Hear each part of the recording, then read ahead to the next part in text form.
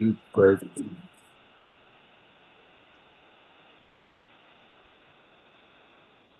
$2,709.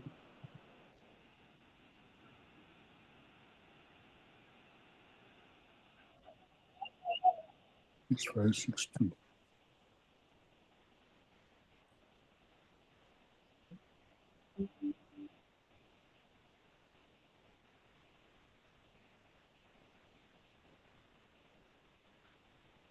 15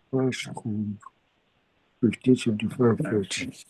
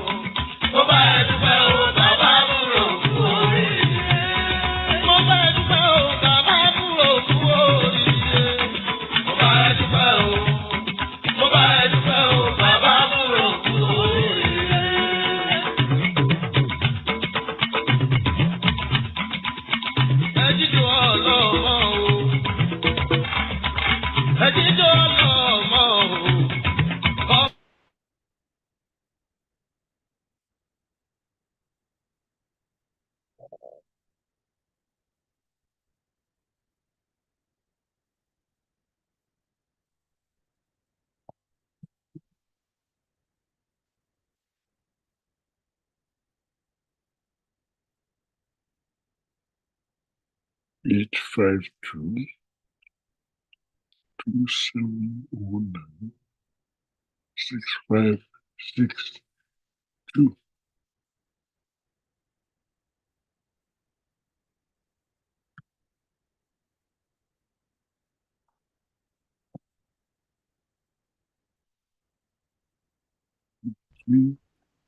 tó mo kí gbogbo ẹ̀yin èèyàn wa nílé lóko lódò lẹ́yìn odi ní gbogbo ibikíbi tí ẹ bá wà tí ẹ ti ń gbọ́ wa ètí ẹ kọ́kọ́ gbọ́ tó dàbí ijó ọlọ́mọ.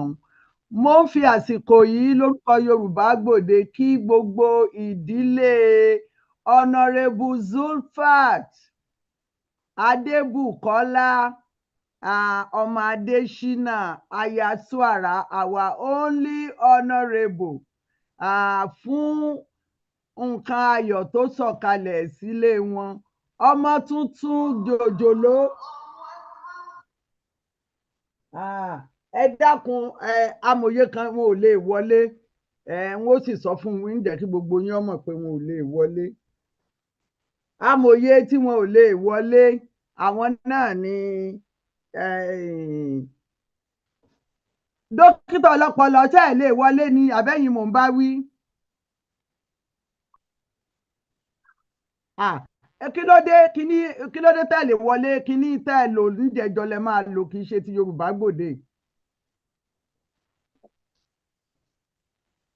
ó yẹ kó wọlé àwọn ẹ dákun gbogbo ẹ̀yin tẹ́ wà ń bí ṣe multifaith ló gbé yín wọlé. multifaith la lò ṣùgbọ́n ó kọ́ sọ pé ẹ ṣèpàdé kan tẹ́lẹ̀. bóyá nígbà tẹ́ wọlé dókítà ọlọ́pọlọ bóyá wọ́n ń ṣèpàdé lọ́wọ́ ẹ lè wọlé ní ìsìn bá àrítàgìrì awo lè wù. ẹ ṣeun so mo ń fi àsìkò yìí kí gbogbo ìdílé àbúrò mi àtàtà Honourable Zulfat Adébùkọ́lá ọmọ Adésínà ní Ọ̀yọ́ Aláàfin Òjòpá ṣẹ̀kẹ̀rẹ̀ ọmọ Àtìbà tó wá jẹ́ aya Suara torí wípé ọmọ wa tí a ṣe graduation fún jò ní ìtẹ́rí lórí Yorùbá Gbòde tó di dókítà ó ti wá di dókítà ọlọ́mọ àbí wọ́n ní tá a bá kà orí ọmọ náà láṣà parí rẹ̀ sí. Bẹ́ẹ̀ni o. Zainab Àrínọlá bí ọmọ mi ọba pé nígbà tí ó kọ́kọ́ ń dàgbà tó bá fẹ́ pe Àrínọlá rẹ̀ èèbò ní máa fi pè é a ní Àrínọlá èèbò kọ́. Inú mi dùn pé ọmọ wa ó ti di ìyá lọ́mọ. Mo kí gbogbo ìdílé Suara mo kí ìdílé Rodriguez ọgbọ́n ni mo dá tí mo fi lè pé ó kọ́ dáadáa. Mo kí ìdílé Rodriguez níbi tí wọ́n ti fẹ́ wa lọ́mọ pé àwọn náà kú oríire. Ọmọkùnrin làǹtìlanti ni ẹlẹ́dàá fi jíǹkí ẹbí wa. Ọmọ náà sì ni láàrin èmi àtàbúrò mi, ọmọ our first grandchild. Adúpẹ́ lọ́wọ́ ẹlẹ́dàá. Mo wá ń fi eléyìí tọrọ gbogbo àwọn àgàn tí wọ́n ń sunkún àìrí bí, àwọn àgàn tí wọ́n ń sunkún àìrí pọ̀n, tí wọ́n ń fi ọwọ́ pa ògiri, tí wọ́n ń rí ọmọ lẹ́yìn adìyẹ, tí wọ́n ń bú kùrù sẹ́kún pé ṣe bí ìwọ Ọlọ́run náà ló ṣe léyìí. Wọ́n ní kí n sọ fún yín pé ọ̀gẹ̀dẹ̀ kì í gbọ́dọ̀ kó yàgàn. Wọ́n ní kí n sọ fún yín pé ọmọ rere nílé aládi. Wọ́n ní kí n sọ fún yín pé tí ẹ bá fi ọ̀tún kówó, gbogbo òsì pátápátá ọmọ lẹ́fi kó, ẹlẹ́dàá yóò ṣàánú yín, yóò fún yín lọ́mọ, torí pé ọfà kan ṣoṣo tí ń bẹ lọ́wọ́ alágbára ọmọ ni. Gbogbo àwọn tó ti wá ní Ọlọ́run ò ní gba ọfà náà kúrò lára wọn. Mo kí ìdílé yín, mo tún fi àsìkò yìí ṣe àdúrà fún gbogbo àwọn tí wọ́n ń rọbí lásìkò tá à ń wí yìí, wípé ewé kì í bọ́ lára igi kó ní igi lára. Ọ̀gẹ̀dẹ̀ kan kì í sì sunkún nítorí pé ó ń bímọ tiẹ̀. So lórúkọ Yorùbá Gbòde, mo kí Zulfat, mo kí dókítà Alhaji Abdulrahman Ọlátúnjí Suara, bákan náà ni mo kí Zainab, mo kí Aaron bàbá lọ́mọ tó fẹ́ wa lọ́mọ. Ọlọ́run ọba yóò jẹ́ kí adùn ó kárí gbogbo wa. Lórí ètò Yorùbá Gbòde, we are going to be bilingual today. We are going to speak English, and we are also going to speak Yoruba. The reason why we are going to speak English is because some of our guests do not speak Yoruba, and I'm still waiting for our other guest. I don't know whether he has not been able to come in. Mo mọ̀ pé èdè àìyedè ṣẹlẹ̀, but mi ò rò pé torí ìyẹn ni a ṣe rí wọn. Èdè àìyedè tó ṣẹlẹ̀ ni pé ẹni tó ṣe flyer kò fi dókítà sí. Ńgbà tí wọ́n dẹ̀ máa fi sọ fún wa, ọjọ́ ti pẹ́ tí wọ́n máa fi ṣe àkíyèsí, tán máa fi ṣàfihàn yẹn, ọjọ́ ti pẹ́. Èmi náà sì gbà, torí tí n bá rí àwọn pòfẹ́sọ̀ mi, n ò ní pè wọ́n ní Mr. Màá pè wọ́n ní pòfẹ́sọ̀, torí wọ́n kàwé débẹ̀ ni. Ìwé ṣòro kà, kékeré lẹ pè ní. Ìwé ṣòro kà, ọ̀rọ̀ ìwé kíkà kì í ṣe kékeré. Ẹni tí ó bá lè kà á kò lè kà. Ìyàtọ̀ ń bẹ lára ẹni tó kàwé àti ẹni tí ò kàwé. Lèmi fi máa ń forí balẹ̀ fáwọn pòfẹ́sọ̀, torí ẹrù ìwé tí wọ́n rù ó kọjá wẹ́rẹ́wẹ́rẹ́. Ọmọ tó ṣe flyer ó ṣe àṣìṣe, ṣùgbọ́n mo rò pé n tó fa àṣìṣe rẹ̀ yẹn gan kò mọ́gbọ́n wá púpọ̀.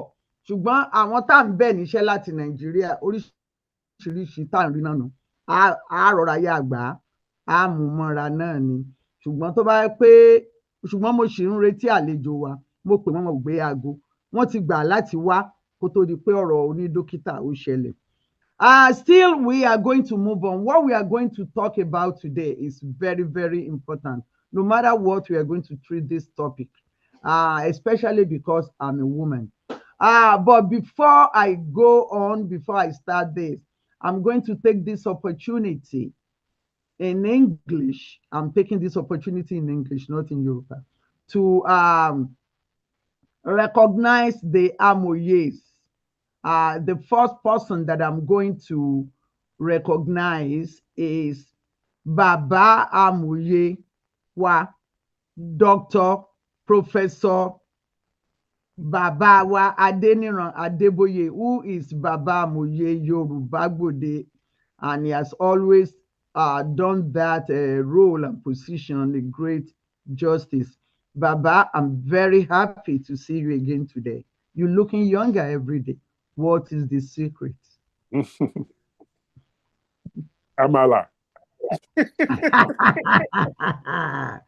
With what kind of gbegiri abi what? Exactly. Amala Gbegiri. Abula. Ẹ ṣe olóòtú. Inú mi dùn láti padà wá síbí lónìí. Mo kí gbogbo wa pátápátá pé ẹ kú What is your Wi-Fi code? Ṣé ìbò ni wọ́n ní ká sọ? Sorry. No code. But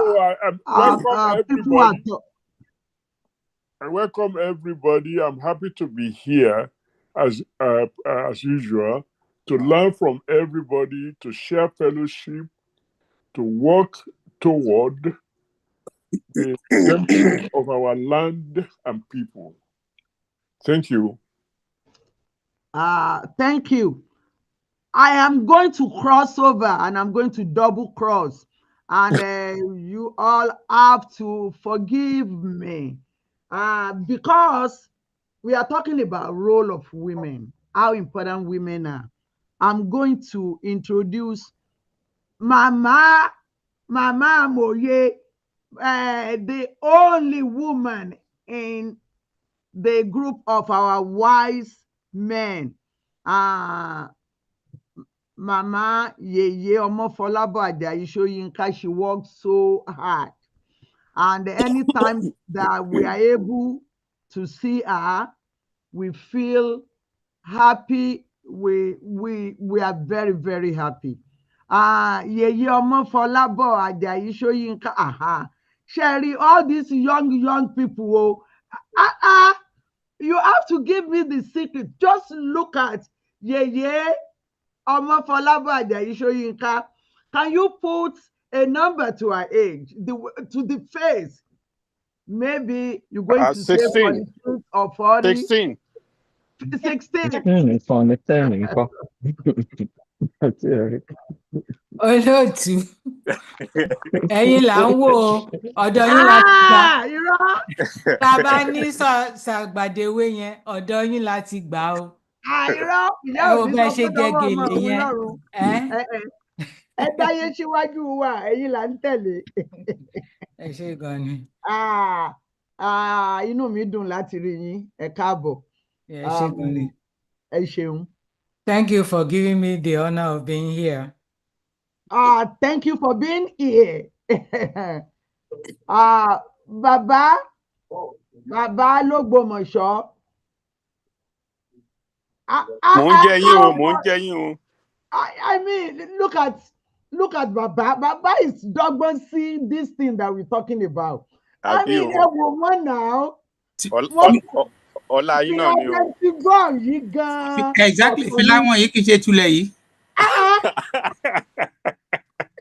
Bentigo. Irú èyí kọ́ la ń pè ní Bentigo. Èwo ni ó ké kí ló kọ Yorùbá eléyìí? Mi morúkọ Yorùbá ibẹ̀ òun kọ́ ní Bentigo. Ẹ jẹ́ àpò ní Bentigo for today. Ó dáa, kò burú. Ẹ kí àwọn èèyàn kẹ́sì sọ díẹ̀ tẹ́ fi ń yọ̀ǹgì. Kí làṣírí ẹ wá yín? Àmàlà náà ni àtògìrì. Gbogbo ẹ̀ náà ni. Inú mi dùn láti wà níbí lónìí. Mo kí gbogbo àwọn tó wà níjókòó. A kú ìsinmi ọjọ́ òní o.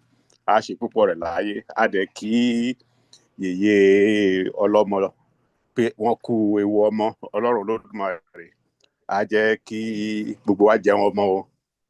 A kí gbogbo wọn. Àṣẹ o. A kí gbogbo yín o. A kú ìpàdé lónìí. Lórí ọ̀rọ̀ àwọn obìnrin tá a fẹ́ sọ, a farabalẹ̀, a ó máa gbọ́ àlàyé lẹ́nu olùkọ́ wa. Ẹ ṣeun púpọ̀ olóòtú. Now, there's something that doesn't make me happy.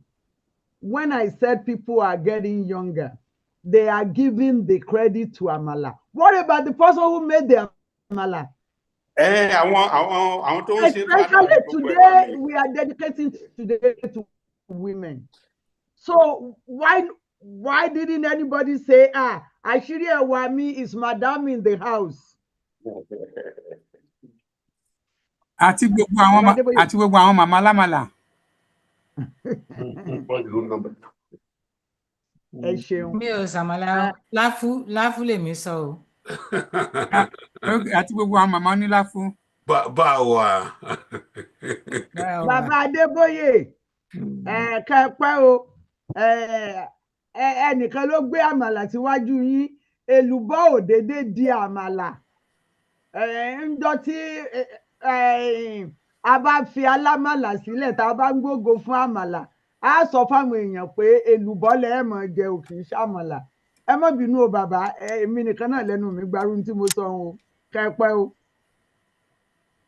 So mo tún fi àsìkò yìí mo fi amòye Dr. Chief Aṣíwájú and dókítà ọlọ́pọlọ and Bàbá Olúbíyì Oyèfúlẹ̀, amòye Yorùbá. You are welcome to this special edition of Yoruba Gbode. Ẹ ṣeun olóòtú, ẹ kú ilé o. Mo ọkọ̀ jẹ́ epo díẹ̀ lọ́nà sómi tètè wọlé bẹ́ẹ̀ mo ti dé nsìn. So inú mi náà á dùn gan láti gbọ́ ìmọ̀ràn àti ọ̀rọ̀ àwọn tó máa sọ̀rọ̀ fún wa lénìí. Ẹ ṣé gan, ẹ kú wájú. Ẹ ṣeun, a dúpẹ́. So we thank God. Today we said that the special thing that we are going to do is to talk about the role of women in building a nation. Ojúṣe àwọn obìnrin láti bá wa gbé orílẹ̀-èdè ga, láti gbé orílẹ̀-èdè dúró. I'm going to pay tribute to some of our women, not only Yoruba women. The tribute is going to cover women internationally that I have the opportunity to work on them in my school recently, and especially during the British colonial. But before I do that, I'm going to introduce one of our speakers today, who is actually Olori. Olori Modupe Lipede. She is with us, and I'm very happy to introduce her to us today. She will be talking to us about the important role of women internationally. Olori, you are welcome to this special edition. Olori, okay, I'm going to unmute you because it looks like you are muted. Can you do it? Okay. I just did it. Okay. Thank you, Yeye. I'm really, really happy to be here, especially considering what the topic is. And I want to say, Ekason, Ekale, Ekujoko to everybody who is here. Thank you, Olori. Thank you so much. So we are going to move forward. I said the women, they are important parts. Èmi ò réèyàn tó dàbí Ọya lẹ́yìn Ṣàngó. Ọya ò rí ìrì.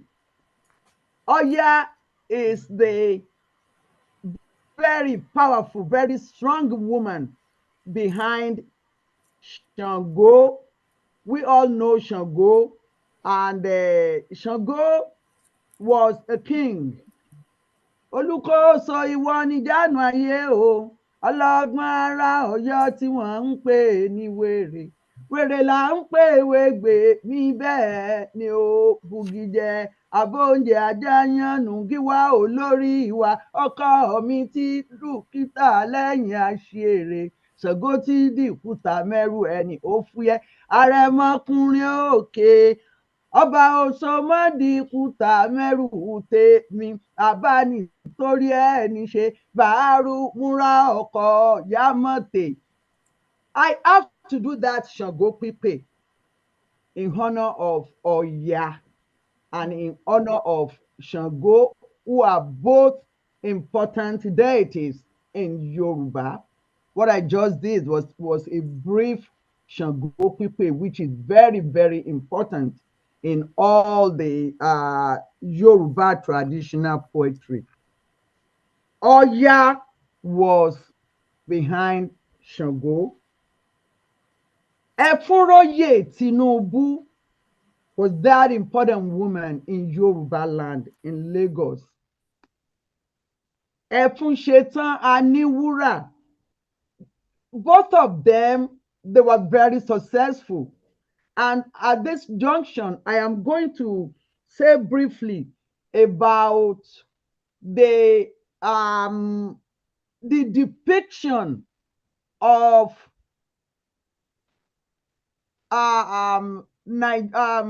Nigerian movies of women, which is always very, very annoying.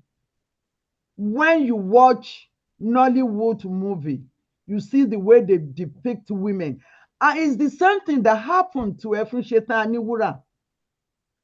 Efunsetan Aniwura movie that they showed us that was done by Aisho Pepe Ishola Ogunshola made me very unhappy, and it's been making me very unhappy since I knew the truth.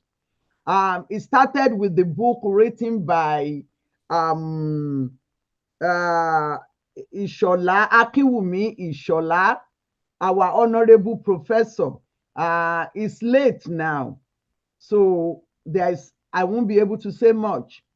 Now, according to what we had, when Akiwumi Ishola was going to write the story about Efunsetan Aniwura, it was based on experience.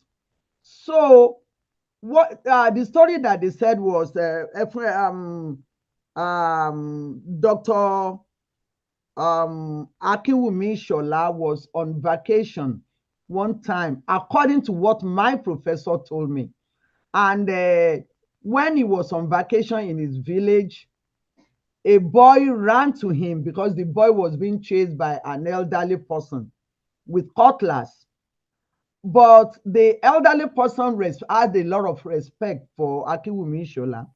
And then when that boy got to Akiwumi Ishola, the man hands off, and then the man said, Olonjoy, that you are lucky that this is the person that you ran to. And then the Baba said, Ẹni ńlá ní í ṣe nǹkan ńlá, Ìyálóde Ìbàdàn tó ń fi ọmọ odò retí. That is, it's only big people that do great things, like Ìyálóde Ìbàdàn, who is big enough to take a mortar. You know, when we pound, we have the mortar and the pestle. He was able to take the pestle as big as it is to scratch his ears. And then, and then the old man told the story of how important Efunsetan Aniwura was. So Baba Akiwumi Ishola wrote another story out of it, like imagination, like, you know, how writers form stories and everything. Now, Aisho Pepe Ishola Ogunshola, the dramatist, formed a different story that painted Efunsetan Aniwura differently. But guess what? The real story of Efunsetan Aniwura was this. She was one of those people who were slave buyers, and she was very rich. You know, patriarchy existed in our system generally, but Yoruba did it with wisdom. Yoruba never relegated their women. But unfortunately, they were jealous, the Ibadan people, the chiefs and everything, they were jealous of Efunsetan Aniwura because of her wealth, because of her strength and everything. So there are certain things that they wanted her to do, but the woman won't bow down.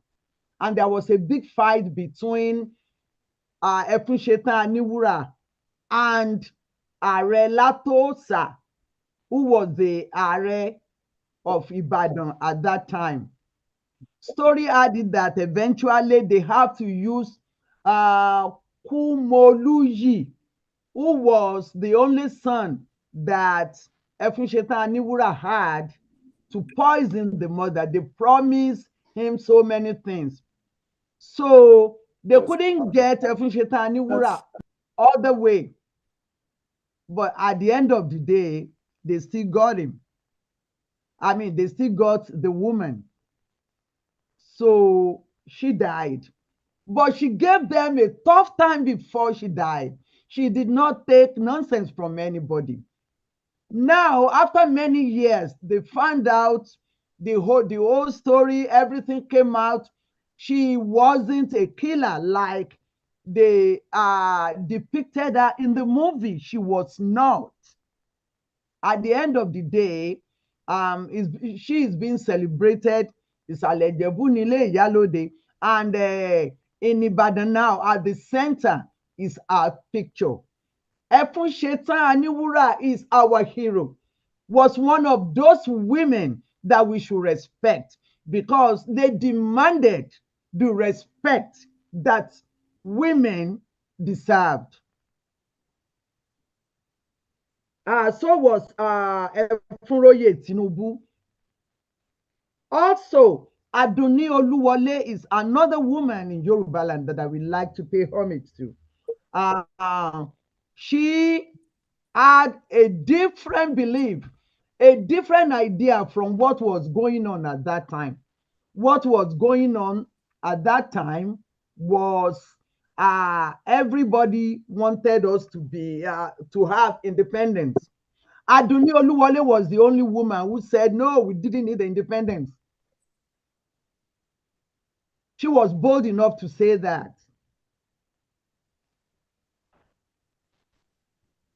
Mama Funlayo Ransom Kuti, that I'm going to Auntie Yeye Omofolabo will be able to talk to us about her later, is one of those women that deserve to be respected, that I take my gele off for any time. Olufunlayo Ransom Kuti was the only woman who was able to stand up to the British colonialism at that time. She stood up to them. In fact, I will recommend Ake by Professor Wole Soyinka. I will recommend that book to everybody to read.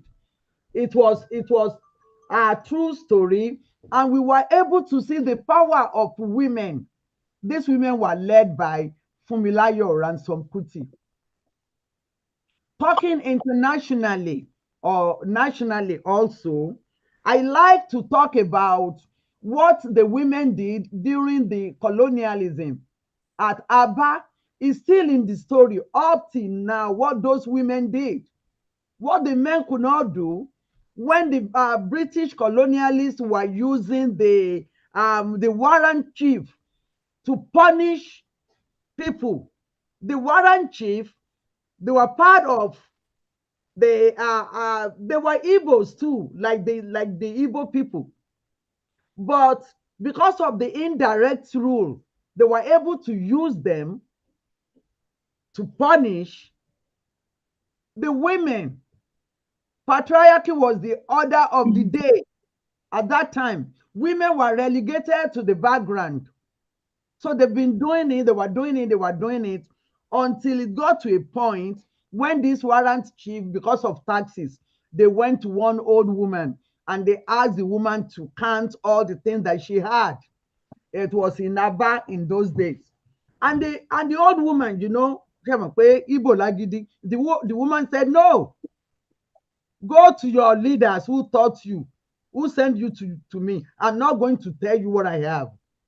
Trouble started, and at the end of the day, it led to some people call it Aba riot, some people call it Aba Women War of 1929. It led to the death of about 51 people. But at the end of the day, the British colonialists, they bent down for the women. Kudos to those women. There was also one woman in Kenya. Her name was Mekatili Wamenza. It was at the same time during the British colonialism that this woman fought, because at that time the British people, they will go to in Kenya, they will take the land that belonged to the people. They punished the people. They did whatever they wanted to do. This woman, at the age of 70, single-handedly stood up to them. And what did she use? She used their cultural awareness. The cultural awareness, everything that pertains to the culture, funeral rites, everything that the people of Kenya were used to. He used that and he fought the British. Even though she was jailed, she was punished, they can never forget her name in Kenya. So, also, there was a woman in India, Rani Radia. She fought the British because of what was going on. She was a woman. So, I haven't mentioned all these women and some other ones that we have some of them in our, recently. Some of them were there recently. Some of them were, they did everything that they could. Even when men were dancing, they were fighting. Do we forget Mọ́remí Àjàṣorò Ọlọ́wọ̀ Arẹmọ, ẹni tí ń jà nígbà tí àwọn ọkùnrin ń jó, ó ṣe títí ó fi ọmọ tó bí ó fi rúbọ. She sacrificed her only child. Those are women. But is that the end? So we don't have them anymore. That is what we want to talk about today. We also want to look at it, want to see, is there anything that our men are doing that is making it feel like we don't have women, or that the women that we have don't have a say, or that the women that we have cannot do anything like it was in the past? I'm still waiting for our professor, if she's going to join us. And I'm taking this opportunity to let people know that we're already on the radio, for people who always join us on radio. Also, we're already streaming live on YouTube. And I'm not sure whether If Notes have joined us. I've not seen the indication. So I'm going to call our guest that is here while we are waiting for the other guest. So our guest is Olori Modupe Lipede, Ejigbo Anegba, all together. Olori Modupe Lipede was a media personnel from Nigeria. In those days, when you will listen to radio FRCN, Radio Nigeria, you will listen, you will hear Modupe Oyewale. And then on the Village Headmaster, she was the young kid on Village Headmaster that was performing with the troupe. That was years ago. You know, there's one thing with broadcasters, we don't fade. And I'm very happy to say that. She's in the mortgage industry now, and I'm very happy to introduce Olori Modupe Lipede to us. You are welcome, ma'am. Thank you, Yeye. Thank you so much for having me today. I want to make sure that my audio is okay. Can you hear me all right? Yeah. Yes, we can hear you very well. Great. I'm really happy to be here once again. And hello and good day to everybody. So when I thought about this topic, I thought about, I'm not an historian, I'm not an expert on women history, but then I'm a woman. So I'm a woman, I'm a mother, I'm a grandmother. So then I said to myself, I think I'm qualified to talk on this topic. So that's why I'm here today. And my write-up is going to consist of just touching on women globally, just like you just did, and also zero in on African women, Nigerian women, and Yoruba women in particular. That's where I'm going to end. But talking about these incredible human that I refer to as women, of course, there are several songs and also poetry that comes to mind. But one of the poetry that it's well known worldwide, that it's being referenced when you think about a woman, whether you're thinking about your mother, your sister, your niece, or your wife, is Dr. Maya Angelou's poetry, which is titled Phenomenon Woman. So I want to start with that. And you might hear me repeat that as I go through my write-up. Now, this is going to be a write-up, one, because it's not a topic that I've, addressed several times before for me to be able to free-form it. But I'm going to do my best to read and probably just insert the poem as I go along. And when it comes to questions, if it's based on what I read or if it's based on general women question, of course, definitely I would tackle it. But if it's one that is specific to one that the professor can handle when she comes, definitely we would throw that to her.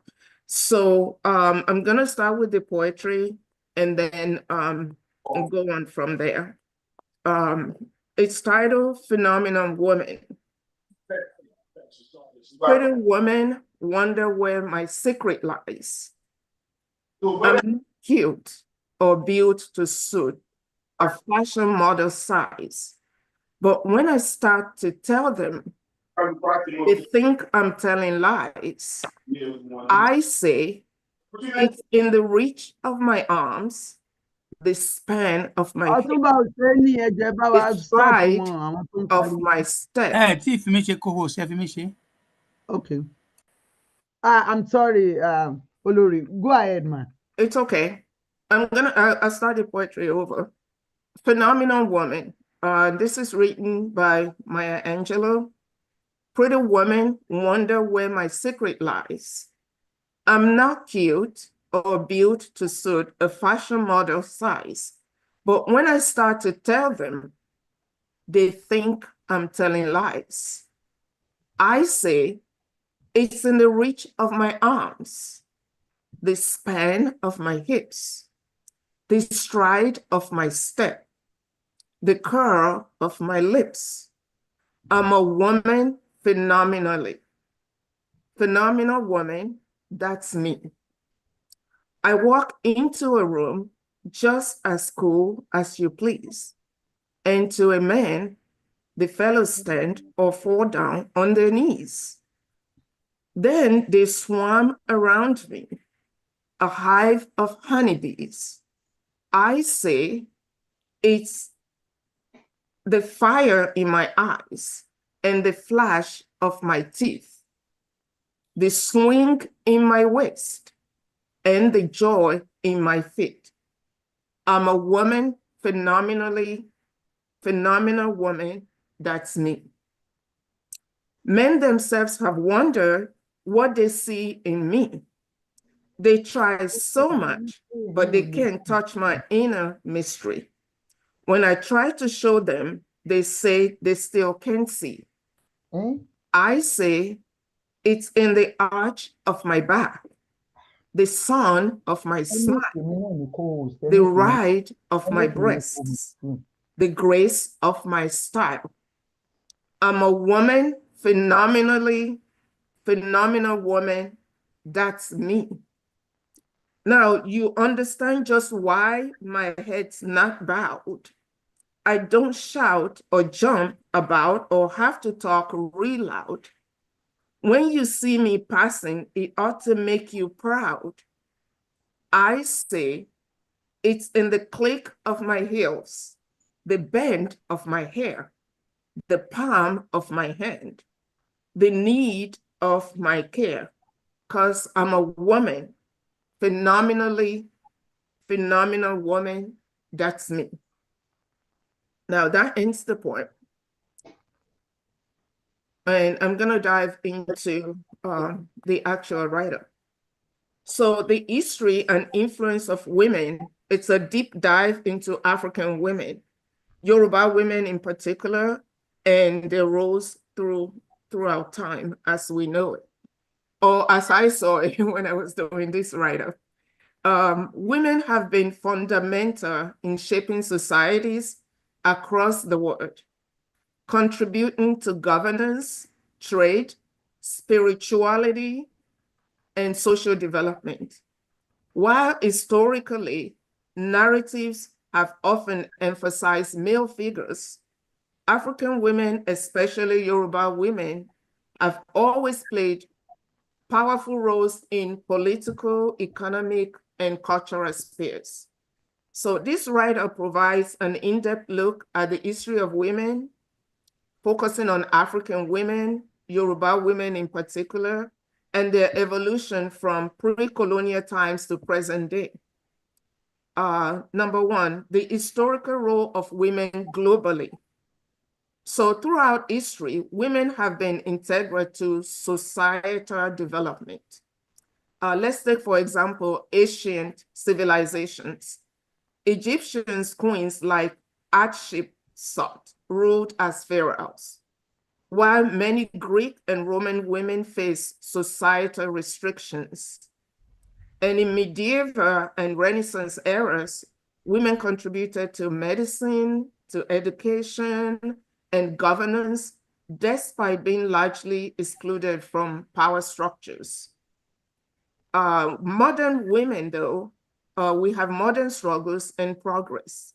The 19th and 20th century saw movements for women's suffrage, education, and equality, leading to increased participation in leadership and economic development. While many Western societies historically restricted women's roles, African women often held more influence in governance, trade, and social structures. Now we're going to go to African women in history. Pre-colonial era, women in African societies, political and military leadership. African women were rulers, warriors, and key political figures back then. Queen Amina of Zazu, 16th century Nigeria, a military strategist who expanded her kingdom through conquest. And then we have Ya Ashantiwa of the Ashanti Kingdom in Ghana. She led a resistance against British colonization in 1900s. And we also have Makeda, who is the Queen of Sheba in Ethiopia. She played a major role in diplomacy and governance during her time. When it comes to economic and trade influence, women were central to commerce and control extensive trade networks. For example, Efunroye Tinubu, Nigeria, 19th century, a Yoruba business magnate who controlled regional trade and influenced politics in Lagos. Market women and entrepreneurs, African women dominated marketplaces. They established economic power in their communities. When you talk about spiritual and religious roles, women served as priestesses, diviners, and spiritual leaders. Among the Yoruba, the Iyalawo, female diviners, played a crucial role in Ifa spiritual traditions. female religious leaders held key positions in African spiritual societies, ensuring balance and justice whenever it was called for. Now, Yoruba women and their roles in pre-colonial society. Among the Yoruba women, we have always been essential to political, economic, and spiritual structures, just like the women globally back then. When you talk about political influence, Iyalode title comes to mind, the highest ranking female title in Yoruba society, recognizing women's leadership in politics and trade.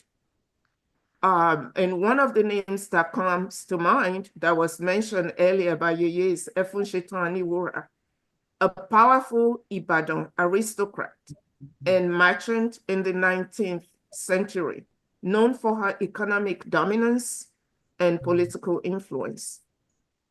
The Queen Mother, Iyaoba, the mother of the king, often played an advisory role in governance. Economic power of women. The Iyaloja, mother of the market. They control trade and resolve economic disputes in Yoruba marketplaces. Women play key roles in textile production, dyeing, adire fabric, and agriculture. Social and religious authority. Women were custodians of cultural traditions and spiritual practices. Yemoja, Oshun, and Oya, prominent deities in Yoruba religion, represent the power and influence of women in spirituality.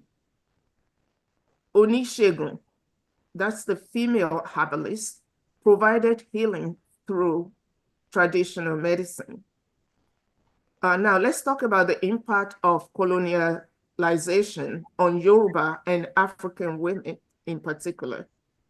Colonialism disrupted African societal structures, affecting women's traditional roles. The economic marginalization. Colonial economies shifted from indigenous trade networks dominated by women to cash economies controlled by men. Political exclusion. European colonial governments excluded women from governance, limiting their influence. Education disparities. Early colonial education prioritized men, relegating women to domestic roles. Despite all of these setbacks, Yoruba women adapted and continue to fight for their rights. Yoruba women in post-colonial and contemporary society. Political and economic influence. The first name that comes to mind is Funmilayo Ransome Kuti. She was also referenced earlier by Yeye, a pioneering activist who fought for women's rights and led protests against British colonial policies. Kemi Adeosun, former Nigerian Minister of Finance representing Yoruba women in economic leadership. Folake Solanke, Nigeria's first female senior advocate. SAN, she's a trailblazer in law. Efunshetan Aniwura, a symbol of Yoruba women's power in trade and governance, demonstrating that women were key figures in colonial business and leadership. Now, these I had to insert. Media and broadcasting, Anike Agbaje Williams, the first female broadcaster in Nigeria, making history as the first woman to read the news on both radio and television, paving the way for women in journalism and media. Nigerian women in leadership. One of the names that comes to mind that is current is Ngozi Okonjo-Iweala.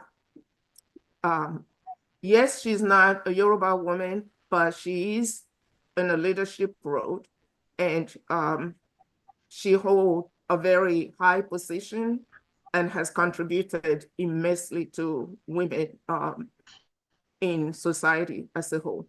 She is the former Nigerian finance minister and current director general of the World Trade Organization, WTO, serving as a global role model for African women in leadership. So the role of women today in society is very vital and will continue to be relevant as we all know it. Is either for every human, you can relate to having a mom, a grandma. Some of us are very lucky to be able to know who our great-grandmothers are. And so we cannot ignore the importance of women's role in society. When it comes to today's women in society, am I boring everybody? Is everybody sleeping or awake? No, we're with you. Okay, I'm almost towards the end. So today's women, the role of women today in our society, continue to make significant contribution across various fields, such as politics and governance. Women are increasingly involved in governance with leaders like Amina Mohammed, Deputy Secretary General of the UN, advocating for global development. When it comes to business and entrepreneurship, more women are funding businesses and shaping industries from local trade to multinational enterprises. Education and science. Women are excelling in STEM, science, technology, engineering, and mathematics, breaking gender stereotypes. Advocacy and social change. Activities are working to end gender-based violence, child marriage, and female oppression. Movements such as hashtag Bring Back Our Girls campaign have shown the power of women-led activism. In conclusion, Yoruba women and African women in general have always played crucial roles in shaping society, from various endeavor, and from warriors and merchants to political leaders and spiritual figures. The impact is undeniable. Despite disruptions caused by colonialism, modern Yoruba women continue to break barriers in politics, business, media, and advocacy, proving that they remain just as influential as their ancestors. The future of women in society depends on continuous empowerment, education, and equal opportunities, ensuring that the legacy of powerful African women continues for generations to come. Thank you. Ẹ ṣeun gan. Thank you so much. Olori Lipede, thank you so much. So we have heard what women did in the past and what they are doing now. Our guests talk about the role of women as the political role, Iyalode and Iyaloja. I would like us to comment on this. Iyalode in traditional Yoruba culture sits with the king. She is the leader of women, and all religion know that whatever you share with women, it has become very, very powerful. And the same thing with Iyaloja. When there was a problem in those days, Iyaloja will be the first person that the king will talk to, because the king knows that the women, they are the sellers at the market, you know, they are very, very important. And whatever Iyaloja discuss with the women, that is what works. But do we remember what happened? Is it the same type of Iyaloja that we used to have? It's not the same thing. If you remember that Iyabo Ojo Tinubu was 39 years old, but she was made Iyaloja as against a 77 years old woman in Lagos. That became so controversial. And people were like, she's not even 40. What experience does she have?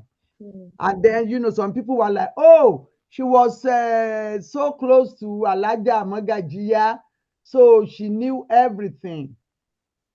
This is the kind of Iyaloja that we're having now. I'm very grateful to our speaker. But before we go any further, I'm going to call Aunt Yeye Omofolabaja Yishoyinka to add to this before we go to question. So, and Auntie, if you can help us talk a little bit that you know about Funmilayo Ransom Kuti. I know that you're family, so Shema. And I will talk a little bit about her and also touch on a few other things. I thank our presenter, speaker, for the background, and she has really covered quite a wide variety of fields and topics, very relevant and very important. You called well for Funmilayo Ransom Kuti. I'm trying to avoid my aunt. She was my aunt by marriage. And I wasn't there. I wasn't old enough. I was not even in existence at all when she started her activism, but her activities and how she rallied all the women of Abeokuta, Egba women behind her Live With Us up to today. She started the association first, you know, to say, okay, the Egbe Onikaba and Egbe Alasho, no, Oniro, you know, that they should come together. That is the women, the Abeokuta women who have sort of imbibed some of the colonial culture and so on, and the local women who are still very well steamed in the Yoruba Abeokuta culture to unite. So she was trying to bring them up. But then, because of the excesses of the colonial power, and in particular the collusion of our traditional male Yoruba male rulers, how they were subverting everything, and she accused them of just succumbing, giving over to the colonial power. So she said, that the focus needed to change and really combat this colonial overturn of our cultures and relegation of women into oblivion. Whereas this has not been the traditional practice. Women, Yoruba women, and including in Abeokuta, had always been part of the government. Yes, it was a patriarchal system, but there were they had voices and they had representation, including that our speaker had mentioned, Iyaloja, Iyalode. These were elective positions, and women elected these women to represent them based on merit, on their qualifications, in their ability to be able to speak up. Also, aside from these two elective positions for women, there were also the appointees, female appointees, first by the ruling king, and also by I think by tradition, by inheritance. So these are the formed part of the, I'm trying to remember their titles. It's escaped me. But anyway, so she complained and said, and rallied all the women around, and my mother was one of them, to stage a protest at the palace, and they succeeded in driving the Alake of that period out of town. So they unseated him and he went out of town. And she could not, let me just add that she did this with the understanding and cooperation of her husband. And why I'm putting this out there is that we need both men and women to recognize and appreciate the humanity and the contributions of either men or women into our system and our culture, into our system of governance.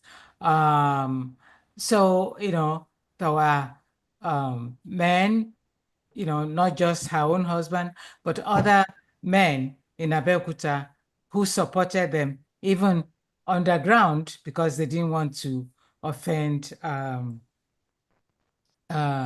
or it was political. I mean, we always have that, but they didn't want to really contradict so much of the ruling power. And there were also many of our chiefs, Abeokuta Egba chiefs, who really resented the ability of Mrs. Funmilayo Ransome Kuti to counter the power and the excessive power that the Alake was taking at that time through the cooperation of the colonial power or the colonial administration. So I'll ask her some questions, but quickly, I also want to touch on the Igbo system of governance, that has also been touched upon. They had the dual political system that is called the dual political system. So in their own, it was also patriarchal, but they had the queen and the king courts. So the queen in the Igbo system was not the wife of the king. She was a queen in her own right. The Omu, I think the traditional Igbo title is called the Omu, hyphenated, yeah. And she had her own court, she held court, she had her own responsibilities in the community, she had her own police to enforce the laws that bind the areas where she was governing. The patriarchal aspect of it in the traditional way was when there was a dispute and loggerhead, when there's an intersection of whose territory and so on, they would take the case to the king's court, and invariably the king's verdict will carry, but not always, because again, there are rules and checks and balances that would guide this. When the Olotu Yeye, you had mentioned the Igbo Women's War, which according to the Europeans, the colonizers at that time, called Igbo Women's Riot. Riot. Yeah. By calling it riot, they belittled it. They undermined the significance. And in fact, in the investigation panel of investigation that was set up, said, oh, it's the men who are behind the women, as if women had no sense. But and they knew what was behind, why they had to rise up, because again, what touches the men touches the women. What touches the women touches the men. And so They said, this is our community, and you cannot just relegate one group to, oblivion and make them disappear. Let me stop there for the moment and answer questions as they arise. Thank you very much. Thank you, Yeye Omofolabaja Ishoyinka. It's always a pleasure, happiness, joy. I can jump off the roof. Thank you so much, man. Don't jump off the roof. So I'm going to call Baba Amoye to reflect or make comments or ask questions from the yeyes on this topic. Baba? Mo wà bí o. Oh. Ṣé ń gbọ́ mi? Bẹ́ẹ̀ ni, a rí orí yín, ẹ ṣe kámẹ́rà yín sókè. Fóònù mo ń lò lónìí, so mi ò mọ bó ṣe máa ṣe. A rí yín, but orí yín lọ ìsàlẹ̀. Mo lè mọ̀ pé ẹ kúrú ẹ̀gà. I want to thank the ladies for their presentation, and I want to make a confession. I am the son of my mother. So many of the positions that I would take or descriptions that I will make are based upon unlimited admiration of my mother and her role, not just in my life, but in the life of the community that I grew up in.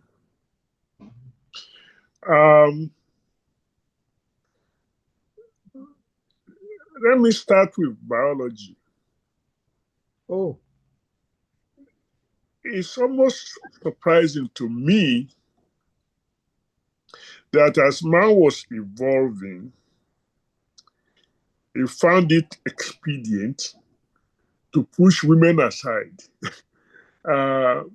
That's because I think the expediency came out of trying to conquer the planet required physical activity, the kind of physical activity that women couldn't mix with raising children. There was no way you'd be nursing a baby and fighting a lion. What wisdom attended the early man was to have a division of labor. Everybody doing according to what biology allowed him or her to do. But men have been, men, when I say men, in that case, in the anthropological sense, we have been, the human beings, the Tellurian, has often allowed physicality to dominate intelligence. It's amazing. We have not worked hard enough to allow our emotion to catch up with our intelligence. And that's how things began to slide. We want to dispute that. You want to show me a woman that is pregnant and delivered a baby and nursed the baby till they're walking and talking. I haven't seen any yet. But if biology and environmental situations created division of labor, the division of labor put wisdom, uncommon wisdom and uncommon observational power in the hands of the woman. Several years ago, I was participating in some study. And I realized that well, maybe I'm biased, that mathematics was actually created by women. So I'm going to discuss that a little bit, and then I will end up with talking about the Yoruba woman. So anthropologists digging up things and looking for facts wanted to know at what stage in the evolution of man did the early man, the one that looks like me physically, how many years are there, how many astronomical years are there between that person and the knowledge man, the intelligent man? They were doing this research in Southern Africa on a place called Lebombo Mountain. On the Lebombo Mountain, if you stood on the Lebombo Mountain and look south, you see the Indian Ocean. It's an open, I mean, it was, the panorama was attractive. So as the early man, the male of the early man was hunting for food in the forests of what you now call South Africa, the woman of the early man was busy setting things up, nursing babies, keeping a home. That is mixing a number of responsibilities together so that the family that they were forming will have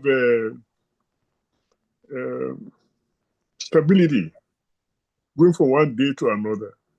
It was that afforded. I'm going to now use early woman. The early woman sat down there, being X, Y, and Z, multitasking. But occasionally she lifted up her head and saw the firmament.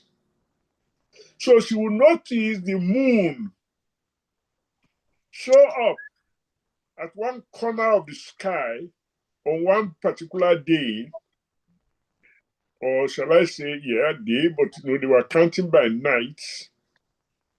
And over a period of 14 nights, it will go across the firmament from one side to another. They measured it by what tree the moon seemed to be on top of. By the 14th day, the moon had disappeared during the night, but it was still visible during the day, but not providing moonlight. Then another 14 days, or like, shall I say 14 nights, he'll be back in the same position that they saw it 28 days ago. So what the woman did was to scratch the tree with a sharp object for each night that the moon was with them, and scratch the tree separated from the 14 that was with them for the 14 nights that it wasn't. That was the beginning of the lunar calendar. In mathematics, we salute periodicity. In fact, most things are periodic. Most things of importance are periodic. So it was the woman's effort to account for the appearance and disappearance of the moon that created the number system. And it was from that number system that a whole bunch of things emerged. Mathematics itself, but many other things that you do with mathematics. For example, the woman would take something that has very low density that can float. The banana tree was one of those things. Believe it or not, if you cut the banana tree and put it on a river, it will float. And you can ride on that banana tree downstream. If you want to go from one side of a stream to another side, it was the woman who urged the man to row against the flow of the water. See, you have to row against the flow of the water at a particular angle if you want to land opposite side to where you really are. Because the water is flowing with a particular force. And if you jump into the thing at that stage, it will take you downstream. You will end up where you don't want to go. So a whole lot of mathematics evolved that way. A whole lot of mathematics evolved. When I say mathematics, of course, that's because I'm prejudiced. A number of things are around mathematics itself that mathematics help to go, that explain to whatever. So being looking at just very, very clear, undiluted anthropological facts that you can find at the Smithsonian today, you realize that, well, of course, I'm male. I'm not putting down the male by any means. I'm saying that we were cut. Whoever the creator is, created a biological division of labor. And he put the woman in a position where she was, at that point, more able to develop intelligence because of the kind of responsibility she had. Now, let's go back to rapidly, let's go back to Gbogan. I was always amused or befuddled by what seemed to me to be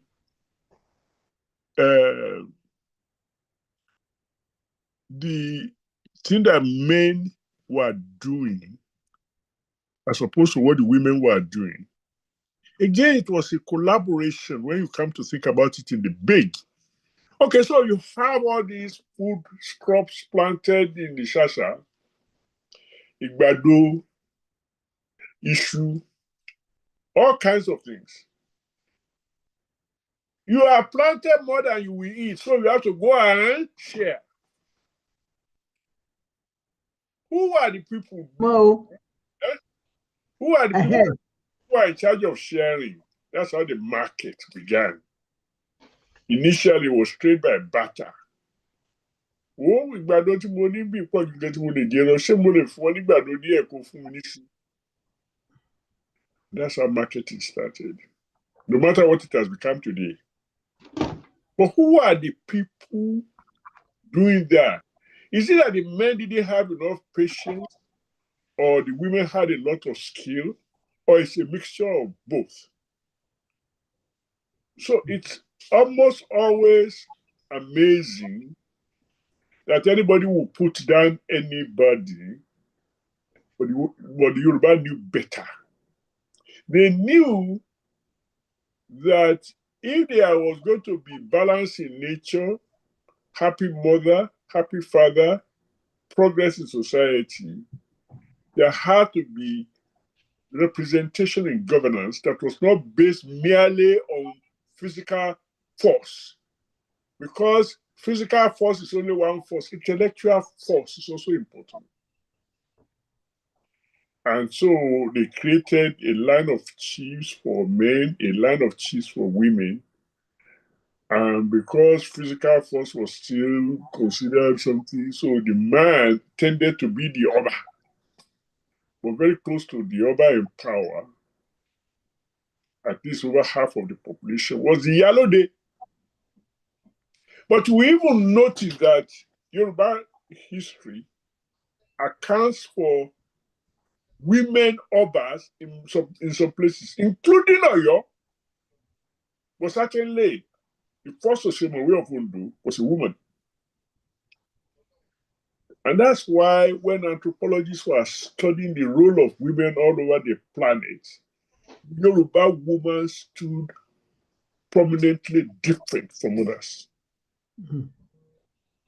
So that's, but then I live with one. You will get up. By the time that I'm waking up, like 7 o'clock, she's already gone out to try and catch at home people to whom she loaned money that she wanted to get back. Then by 8 o'clock, she had gotten what she was going to sell for the day, heading for the market and what have you.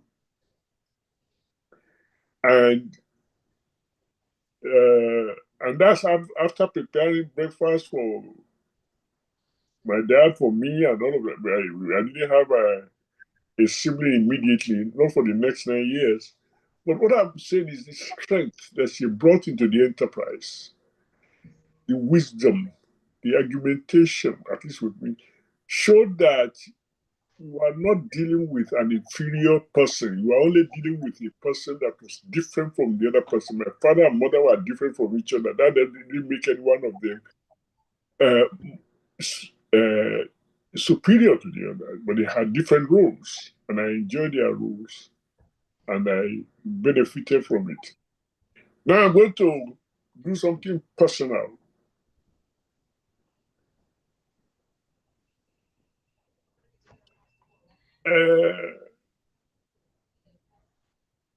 Ìyá ló lọ́mọ. And I was 7 years old when I insisted on going to school. And I went to, people that I used to play with were already in school. So what was I doing outside of the place? Except that they said they couldn't pay. So I went to my mom in January of that year, January of 1951, that I wanted to go to school. I said, then I went to my mother. He said, oh, Loba, yeah.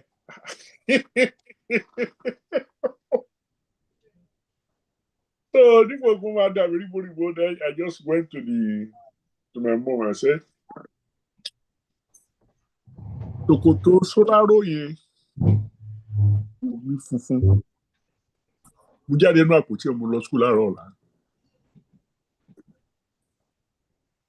She did. This is a woman who was normally a disciplinarian who you couldn't talk to the way I just did, but she saw my need, my desperation to belong, where some of my contemporaries were, and the love of a mother. She got the things ready. I went to school.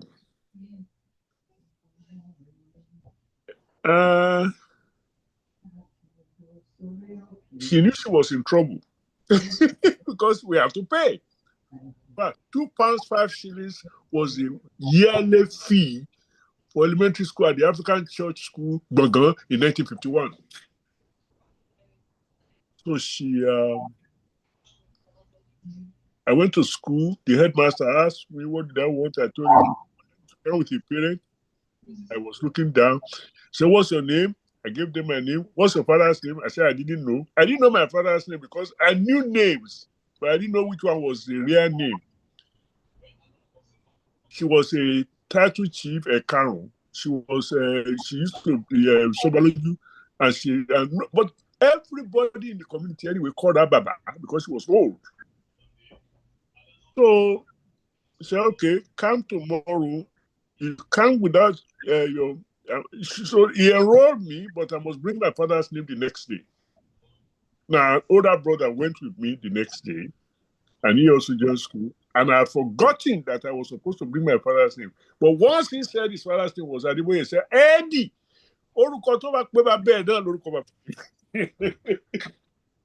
now, who paid my fees, my school fees? Who walked like a horse to make sure that every time they drove me out of school, she had something to send me back? Like, that was I managed to stay there till 54, and then Awolowo declared free education in January 1755, finished in 56, and I had to be selling family of bread in Gbogan. Where I'm heading with my woman thing is that obìnrin ló lọ́mọ because owó tí mò ń re pamọ́ pé mo fẹ́ fi lọ sí secondary school òun ni mo fún pé kó bá mi máa fowó mi pamọ́ owó èrè tí mo bá jẹ lórí family of bread.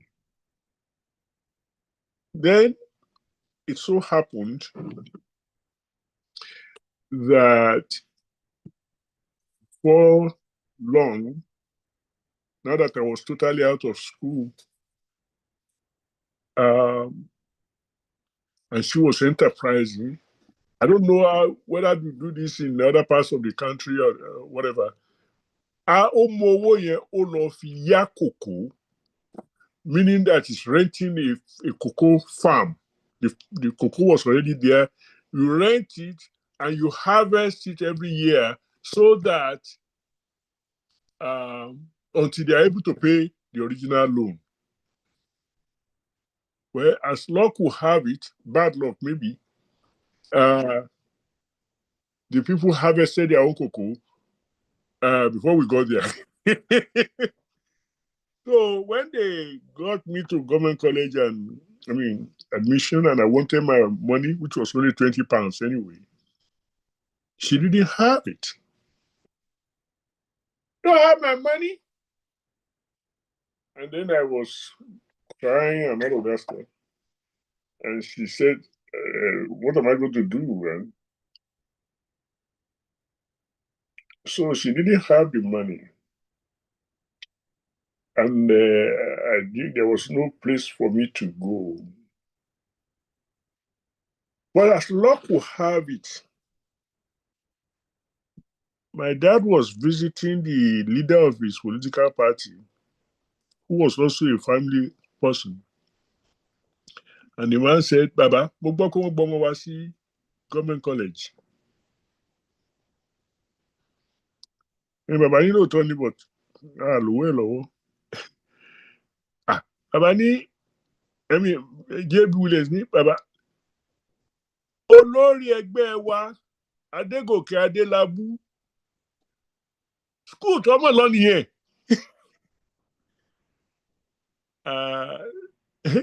So bàbá ní ọmọ wa lè dá Adélabú ló bá padà lọlé. Òun àti màmá mi tí wọ́n ti conspire pé kò sí nǹkan táwọn lè ṣe ń pa ẹ̀. Ṣe ló lọ báyà yẹn, this is raw. Ó jí ni o, ó kó ni o, ó dọ̀kọ̀ ni o, gbọ́dọ̀ gbowó ọmọ mi lẹ̀, yóò lọ sí sápàtà. And she swallowed hard, worked harder, did whatever. She managed to find my £20 within the next 4 months, because that was like August to December. And I know the character, the love, the industry,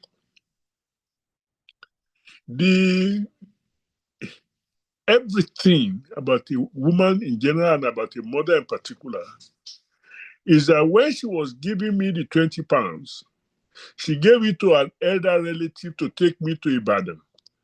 And she gave us owó ọkọ̀, owó oúnjẹ. Are you with me? And we went. But they also gave us a list of things to bring to school. She scraped £6 to buy bedsheet, pillowcase, igba, awo, ìkòkò bàbá ṣáàṣì. What I'm saying is that women in our individual lives and women in the life of our nation and women in the life of our country have their role that should not be any way confused or diminished just because the role had not always been physical. Or, physicality is not everything. I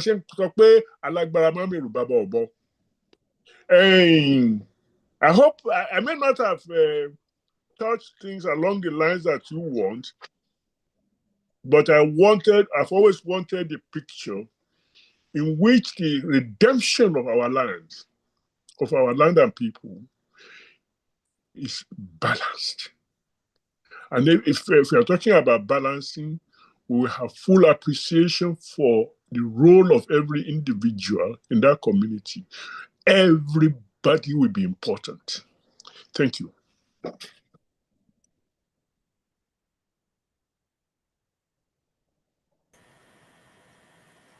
ẹ ṣé bàbá. ẹ ṣeun o bàbá, mo dúpẹ́ pẹ́ òkun, mo dúpẹ́, ẹ ṣeun. Now you understand just why my head not bowed. I don't shout or jump about or have to talk real loud. When you see me passing, it ought to make you proud. I say it is in the click of my heels, the bend of my hair, because I am a woman, phenomenal woman. That is me. Àwa ni iyọ̀ ayé, àwa obìnrin. Àwa ni iyọ̀ ayé, ọmọ Mọ́remí. Ìlú tàtẹ̀dó sórí òkè kò lè farasin. Àwa ni ìmọ́lẹ̀ ayé. Bàbá, ẹ ṣeun, mo dúpẹ́.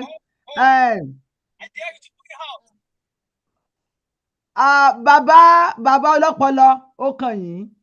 Kí lẹ ní sọ? What can you say about this? Dókítà ọlọ́pọlọ. Bọ̀dá Bíyì. Wà ń bí o, mo ti jí o. Ẹ̀yin náà ẹ̀yin lẹ kó bára yín o. Èmi mọ̀ pé ń sùn ṣùgbọ́n mi ò fẹ́ sọ fẹ́ni kankan.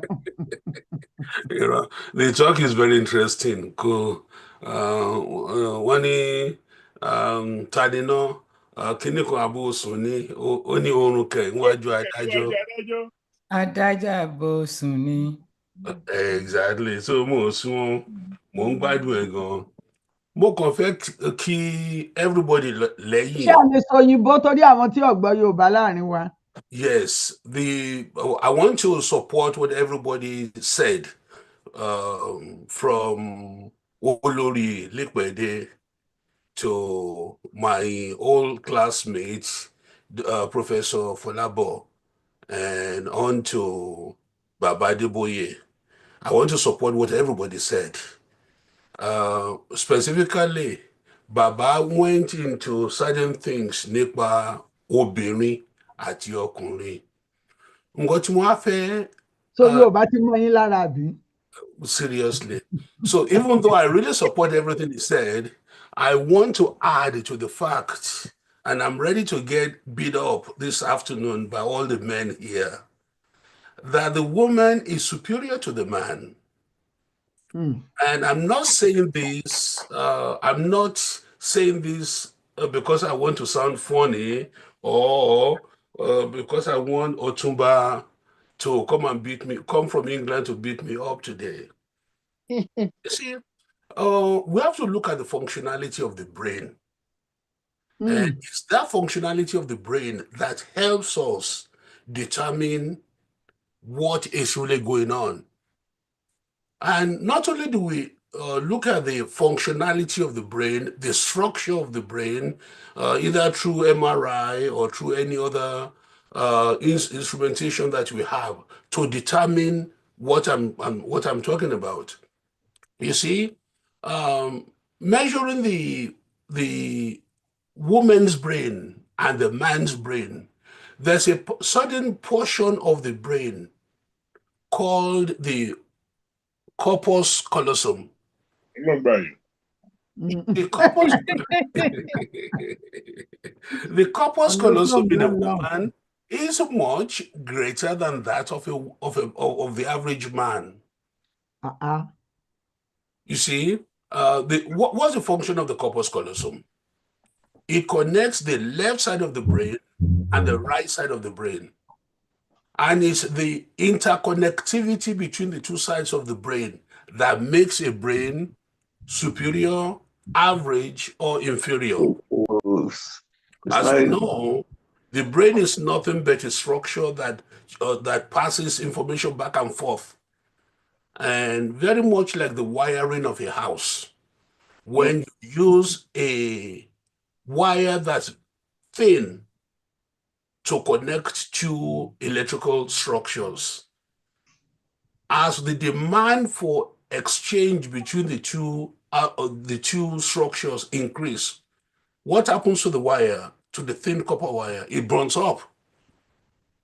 So that's why you find that the wire coming from NEPA, or in this section of the country, PICO, into your house, they are usually very, very thick copper wires. So that shows that more electricity is going back and forth, and the greater the amount of electricity, the thicker the copper wire required to transmit it. So go back to the human brain. The woman's brain is a factor of 3 to 2. And to be very, very precise, 0.28 as opposed to 0.184. That's women larger, men smaller. So you got to Yoruba, when Yoruba people talk about Iyalo Lomo, the Warren playing, they know what they're talking about. Because Professor Adeboye's mother was able to use her superior brain to ensure that her son goes on to school. And can you imagine what this world would have lost if Professor Adeboye did not go beyond primary 6? Oh, God. Can you imagine what this world would have been like? So, Iyalo Lomo, there's no argument about that. And the woman's brain is far superior to the man's brain in terms of interconnectivity. Ṣé overall, ọkùnrin superior sí obìnrin? Àti sọ nípa brain, we've talked about the brain.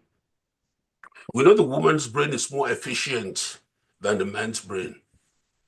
Now, is a woman overall superior to the man? But depending on what area of superiority we're looking at, can a man who is 6'5", which tends 6'4", just the average height for our children these days, does he have more power, more muscular power than an average woman who is 5'7"? Of course, he has more muscle. He can lift, he can push, he can pull. But Yoruba also have a statement to caution us. Alágbára má mèrò, bàbá ọ̀lẹ. So it's not the muscle. Bàbá ọ̀bọ ni wọ́n pè ní gbọ̀ngàn o. Bàbá ọ̀lẹ làwọn ń pè ní Ìbàdàn o.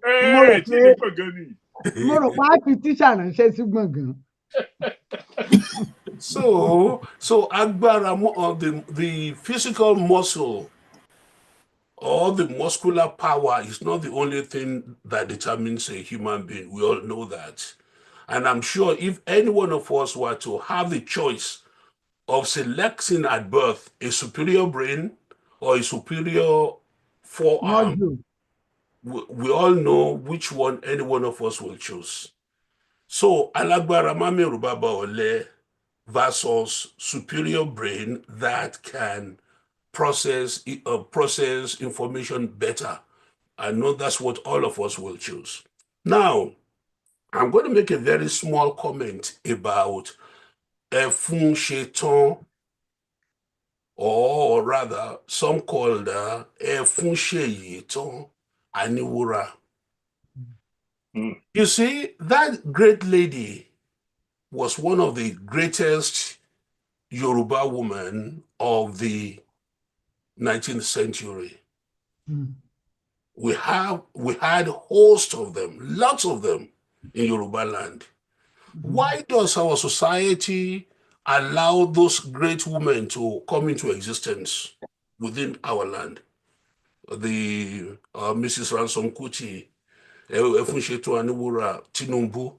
Why did those people come into existence? They came into existence because our culture allowed them. You see, in most West African cultures, women are not really allowed to do so many different things. For one thing, they do not have the right of inheritance from their father. But in Yoruba land, we're a little bit different. Whereas that big farm may not be given to the girl, but the nice bank account will be left for the girl. So women in Yoruba land had acquired a certain level of privilege, of right, rather, not privilege, right, that other people in other parts of West Africa never achieved.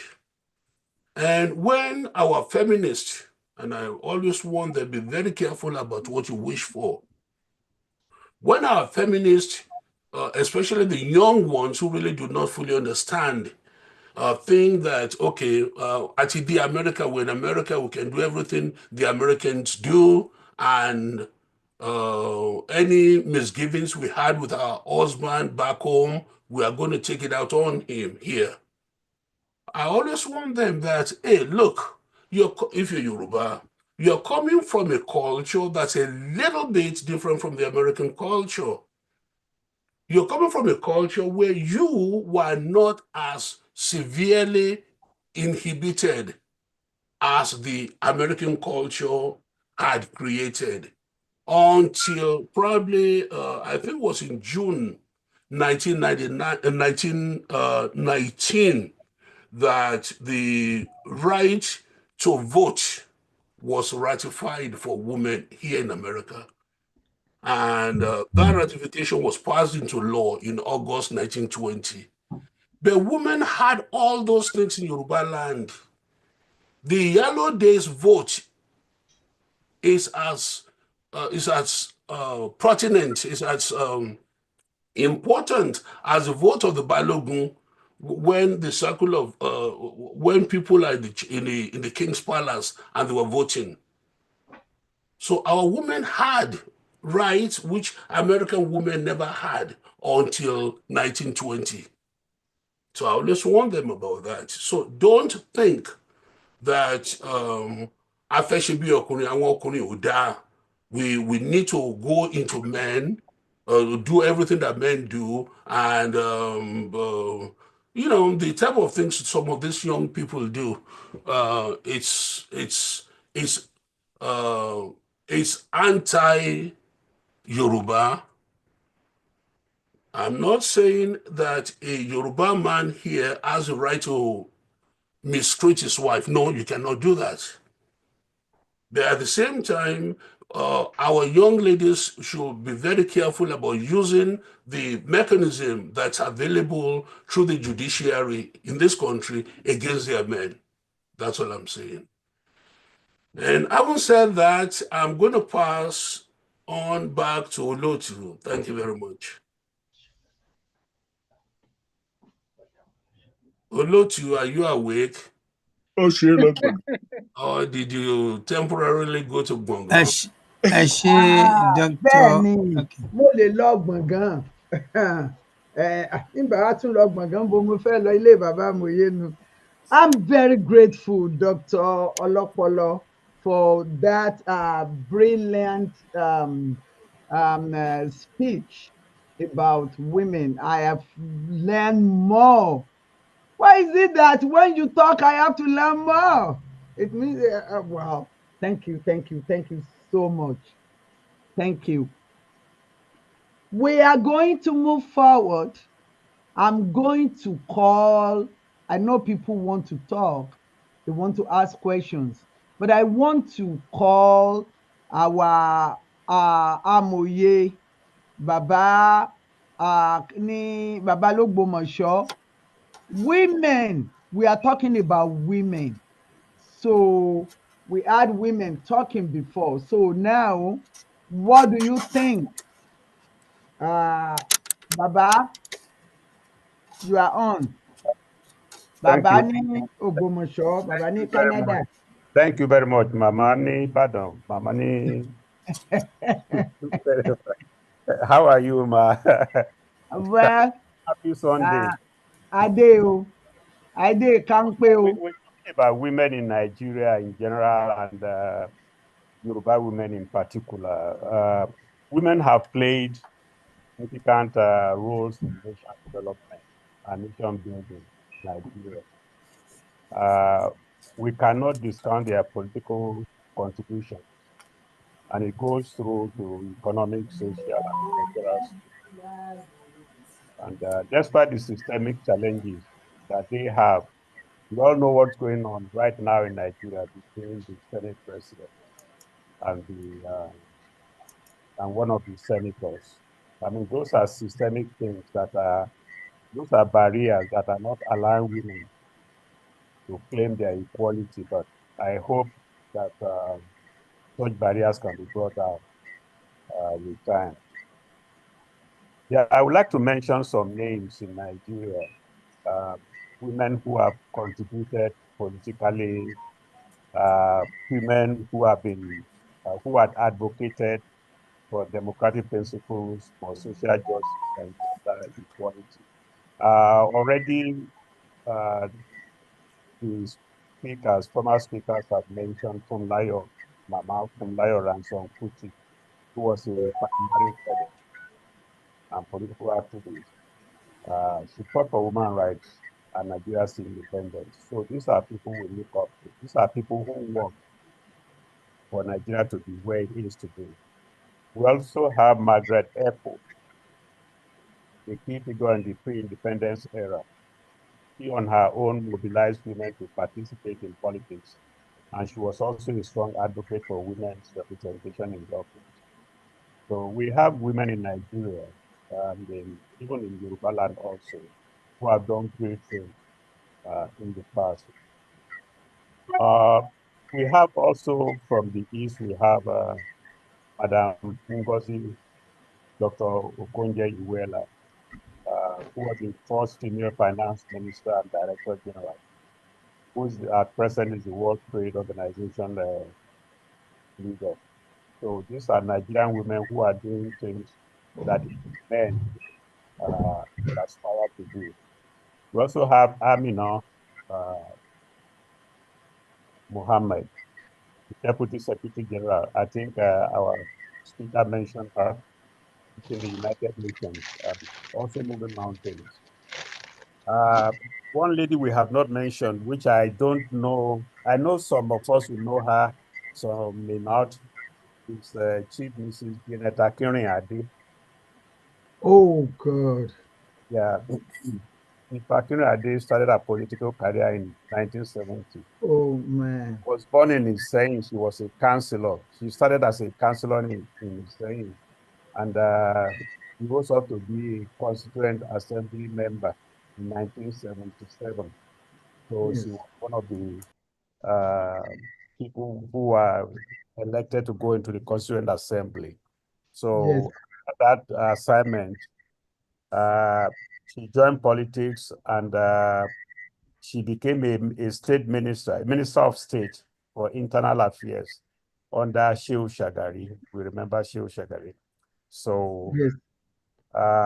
when the coalition that brought her into the government collapsed, she left that ministerial appointment, and then she went to Plateau State, and they made her a commissioner in Plateau State, which is strange. It's strange. but she was a commissioner in Plateau State for some time under the leadership of Solomon Lar. We all remember Solomon Lar. Yeah. Yeah, I'd like to also mention Queen Amina Zabao in Zaria. That was also a strong woman who led her nation, one of the Hausa nations in the north, in wartime and everything. And she's so popular among the Hausas because of the feat she performed in those days. Down south, among the entrepreneurs, I'd like to mention Madam Folonsho Alakija. She's a successful businesswoman in Nigeria. She started as a fashion brand, Rose of Sharon Point's promotion. Later, she ventured into oil and gas, and people say she's the richest woman in Africa. I cannot say whether that's true or not, but through her business acumen, she's been able to do what even men cannot do. We also have Ibukun Awosika, who's also a female entrepreneur in Nigeria and also a public speaker. So women have played so many roles. We have women everywhere. Although right now we cannot boast of having enough. We don't have enough. And we have had problems with men not allowing women to attain the roles that they need to in the affairs in Nigeria. Men have been too suppressive in all areas, but women are fighting back. They're not taking it lying low. Because if you look at the military, we have some generals, we have women generals, we have women fighter pilots, we have women in every area that you can think of. Though we don't have them in good numbers. As at the last count, which I did, I think we had 5 female vice chancellors in Nigeria, which is not a bad thing, although it could be better. We have Professor Salami, Lilian Salami of Uniben, Florence Obi in Unical. We have Nenauti of Alele Williams. Sorry? Alele Williams. Alele Williams, yeah. We have Ibiemi Bello in Lasu. We have many of them. I mean, we have at least 9 of them that have been vice chancellors. And none of them has disappointed the people who put them there. They've also rose to the capacity that men did, and even surpassed them in some cases. So this is not to say that women are not where they ought to be. They are not at par with men because of low performance. No.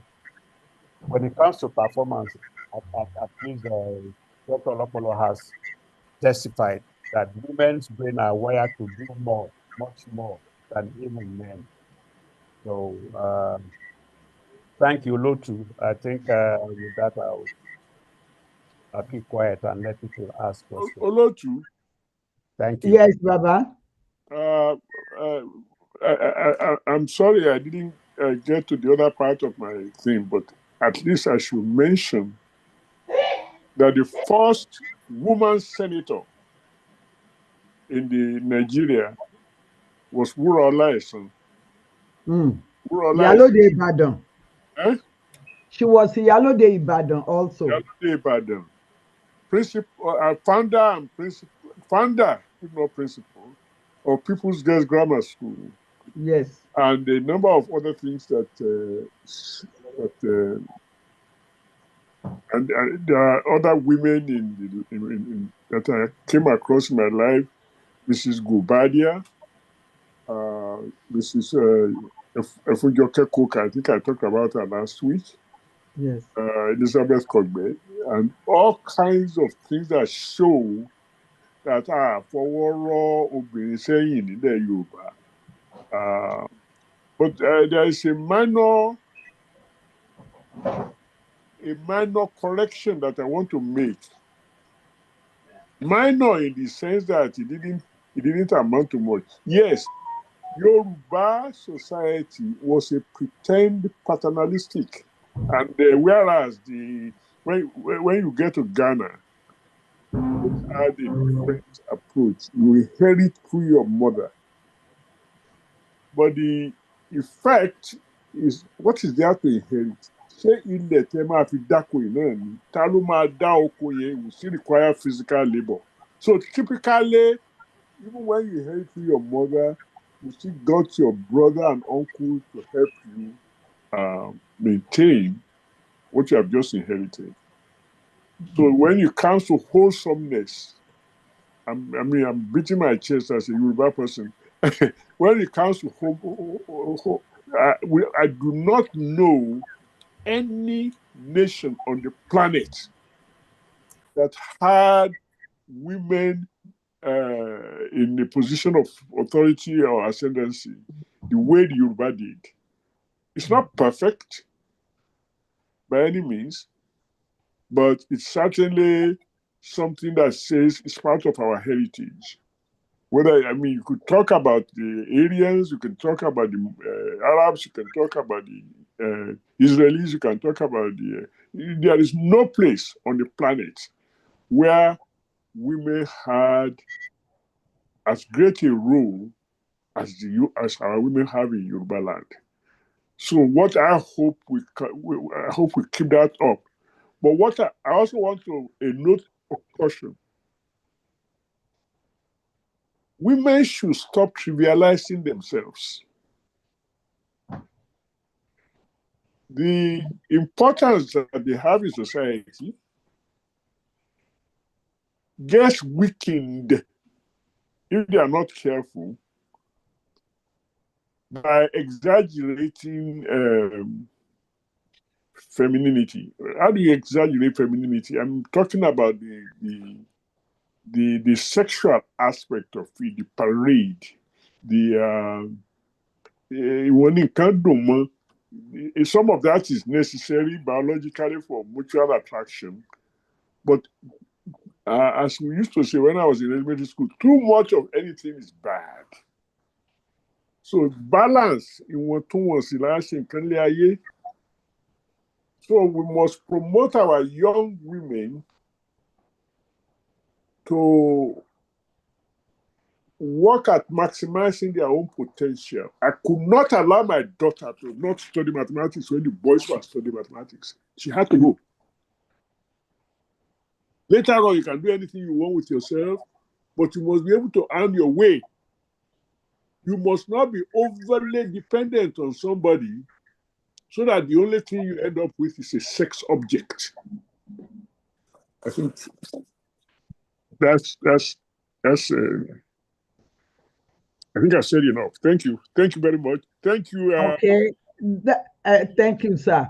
I am going to, when we get to question time, I am going to call on our two women here who took the lead in speaking.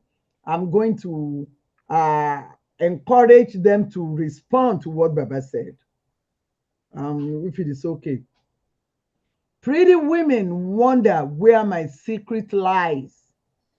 I'm not cute or built to suit a fashion model size. But when I start to tell them, they think I'm telling lies. I say it is in the reach of my arms, the span of my hips, the stride of my step, the curl of my lips. I am a woman, phenomenal woman. That's me. I'm going to take question from Otumba Olabode Otseni. We have to make it brief. Let's go to question 3. Thank you. Thank you very much for giving me this opportunity. I want to start with my own mama. She died in 1961, and I never forget her. She's one, even though she was not, how can I say? I think she was one of the most beautiful most hardworking, lovely, caring woman on earth. When she gave birth to me, 3rd of March 1947, in Lagos, she took me to Ota the same day in the evening. She did remarkable thing that till the day I die, I will always remember her. So for me, women come first. Yeah, even though the women can be very domineering, and I don't want to take that away from them, because when I look at how multitask kind of people they are or human beings they are, and I also realize that when you leave one secret with them, you can multiply it. You can use it for so many things and avoid fighting them. I learned that also when I was young. But most importantly, I want to talk about women is train just one woman. The whole area, the whole environment will get the light, will get the opportunity to be trained. So with that, I want to appreciate women. And I also believe that most of the things that need to be said about our women in Yoruba land have been said. Most of these names. So I also want to include that today, those of you that are here, I take a good example of the presenter of this program. Also a woman of our time. So we should not only limit it to those who are here before, but those who are still here. All this, the Olori here and the Madam and so on, and so they are participating. They are also great women. So I want to appreciate you. And somebody said to me, why did you like women so much? And I said, well, maybe I'm the last born, and she took of me for so many years, putting me in her back for, I don't want to start telling people here how many years. And she was still carrying me all over the place. Because I know some people, they will be using it against me. So I always remember that. So women, I salute all of you. Well done. God bless you all. Yeah, thank you. I'm going to read some of the things that came in the chat. Okay, some of them are personal. Okay, somebody mentioned Professor Sophia Uluwole. God bless that mama. God bless her. The icon of our time. Okay, all of that stuff on chatting is personal. Alàgbà Wọlé Òní. Alàgbà Òní, unmute yourself, sir. Yes. Okay. Oh, thank you, Olutu. Good evening, everybody. I'm very, very happy about today's topic about women. I just want to say personally that in addition to the high-profile women that we are talking about today, I think we should also remember the millions and millions of ordinary women who just take care of their families, look after their children, look after their husbands. The story that Baba Deboye spoke about his mom actually reminded me of what my dad used to tell us when I was young about his mom. Very, very similar, from a very, very poor background. In fact, my dad's dad, my granddad on my dad's side, he had 5 wives. And I don't know why poor men always marry many women. I really don't know. I don't know for them. So, and he told the women that he will only send the first child of each woman to school. And that first child then had to take care of all his siblings. And of course, my dad was the first child from his mom. And, my grandmom sent my dad to school. She used to produce gari, and she sold gari to send my dad and his younger brother to school. Mm-hmm. And it's just amazing what these women can do. And it takes me to my next point, that women are natural managers of the home. Some women are good with money, they can manage home. And they kind of, even in the Western world, there was a study done some time ago about, even a typical housewife who's just staying at home and looking after children and the family, the kind of skills they have is just mind-boggling. They're they're good at multi-scaling and doing they can juggle many things at the same time. They manage the home, they look after children, look after husband, sweep and clean home. I mean, a lot of things that they must sound domestic, but it's actually a lot of hard work. And most women, when they wake up in the morning, it's non-stop until they go to bed at night. Mm-hmm. So kudos to all our women. In the corporate world, I'm happy to see that obviously the glass ceiling that held women down in the past, that glass ceiling has been broken. That we have a lot of entrepreneurial women around us today. Even in Nigeria, many of the CEOs of many banks in Nigeria, they're women. Women are doing very, very well. As a dad myself, I wouldn't want to hold my daughters back. I want them to excel in what they're doing, and thank God they're doing it. And one personal note that I would just mention before I finish it, that when I was young, my mom, I grew up in Ibadan.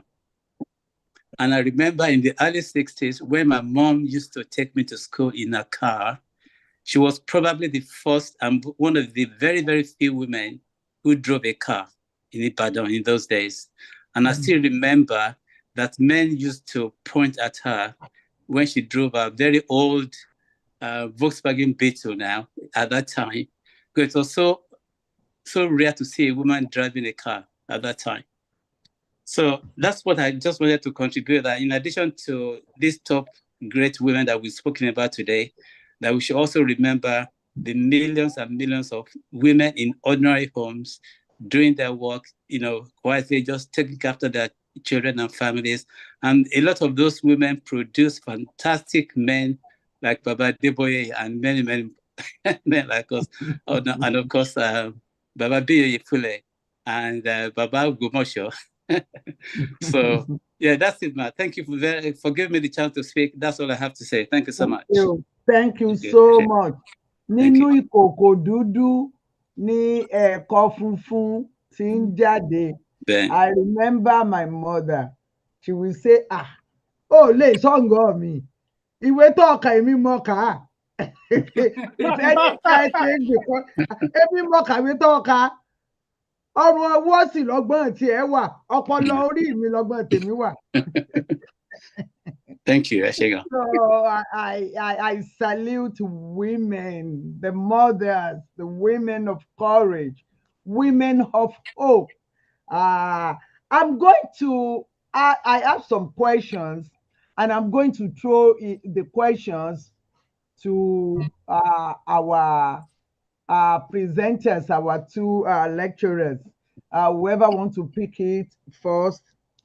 Now,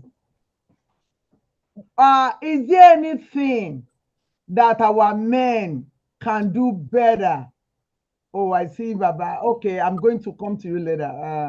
Are there things that our men can do better to make sure that women maintain their place of pride, or pride of place, or both?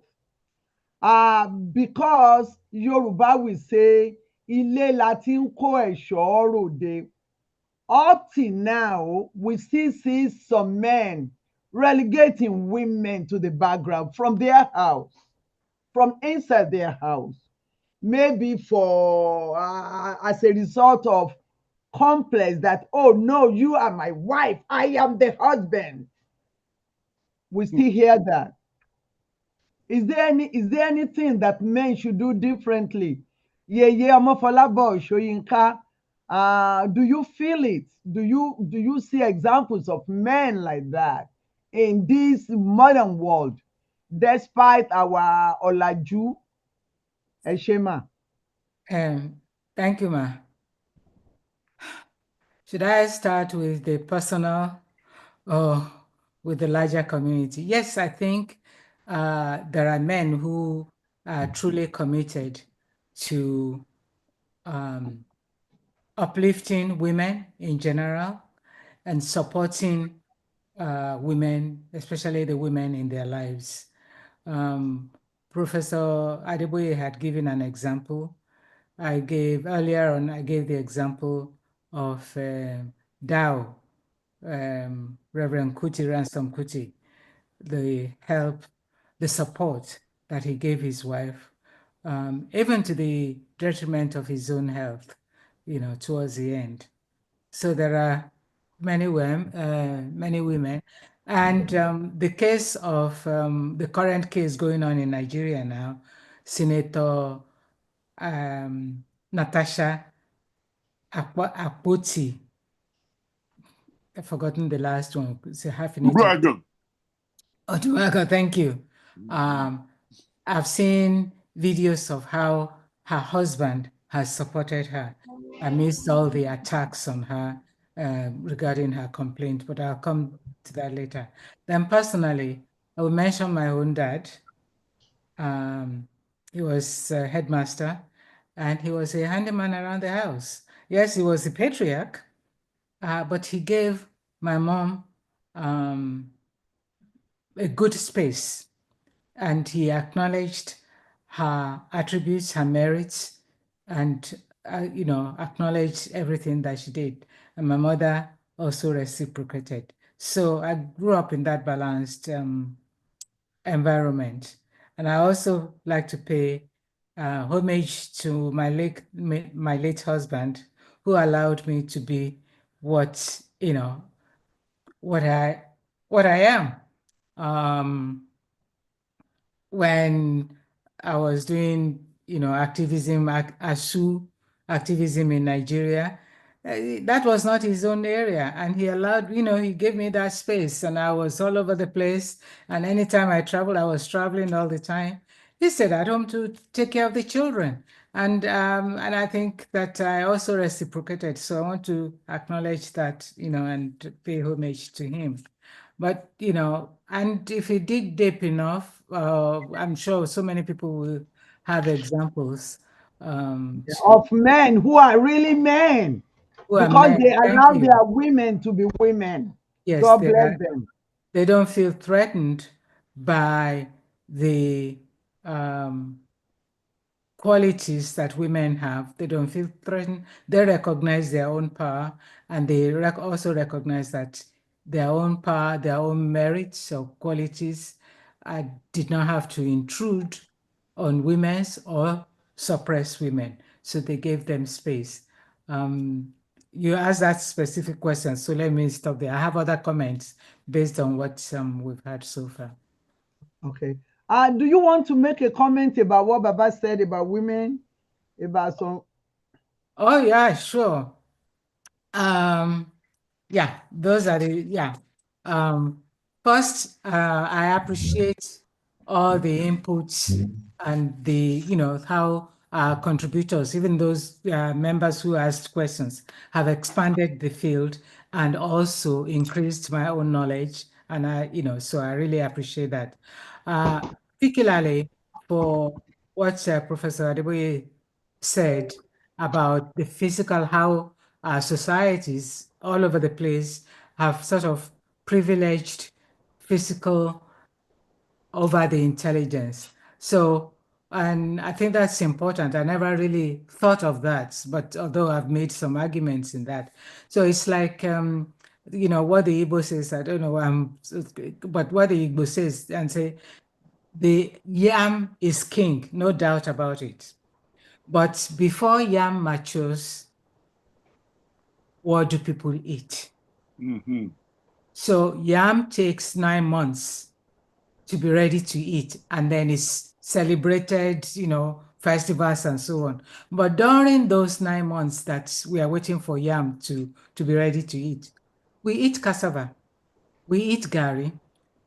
And who does the cassava? Who plants the cassava? It's the women. So while the men are pursuing the physical aspect all over the place, warring, fighting enemies and fighting lions and terrible animals, and the women are at home having babies, getting pregnant, what do? They have to take care of their own immediate needs while the men are away. So they are inventors, and again, Professor Adeboye had, sort of itemized this, expanded on it. So they are inventors. They've invented so many things. But unfortunately, because of the overarching patriarchal society, and I'll mention that later, we don't recognize those because they're domestic. In the Western feminism, they talk of public space and the home space. So the domestic space is not recognized. It's like, and when it's finally recognized, especially in a contemporary period, who does the cooking? Woman. Who does the sewing? Woman. Who does the, it's woman. But when it becomes a profession, public profession to move in, who do we see are the dress designers? Men. Who are the chefs being celebrated? Men. And that's the contemporary society, which is also sort of talking about or taking into consideration the global aspect. And this, my second point will be then to comment on Dr. Olokbolo, my dear classmates. How are you? So again, I appreciate it's marvelous. The corpus colosomy. I tried to write it down. I can't. Yes, Colossus. Did you say Colossus? Corpus Corpus Colossus. No, Corpus COLLUSUM, Colossum. Oh, colossum. Okay. Thank you. LLSU. So I'm going to cite you. I'm going to quote you. It's not my area, but who am I to dispute that with you? But what I will dispute with you is the last point you made. And this is, I'm sort of attaching it to the other point that Professor Adeboye made. That is that, when you mentioned feminists now, and that's quite loaded. It seems you are imputing that either feminism, African women or Yoruba women or Nigerian women don't have to invest in feminism, or you are saying that it's wrong-sided.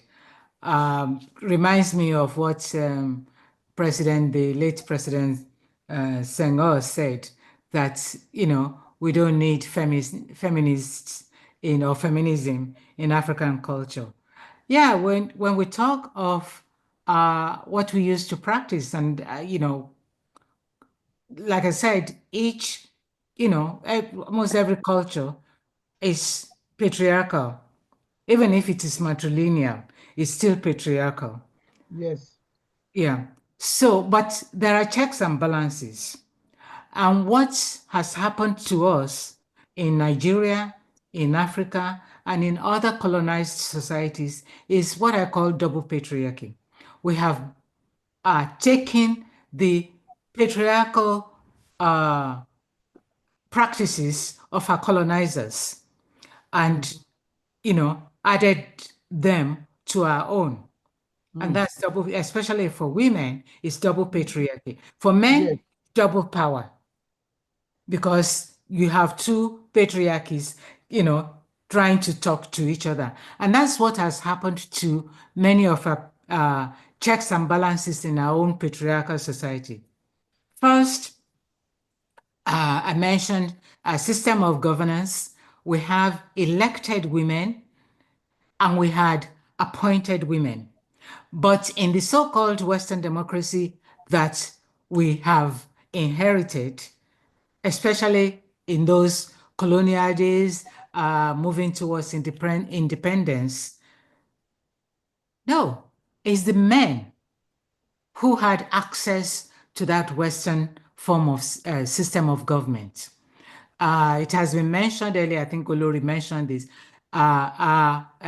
educational marginalization, that because the system of Western education that we started practicing and we have made our own, at that time, it needed money.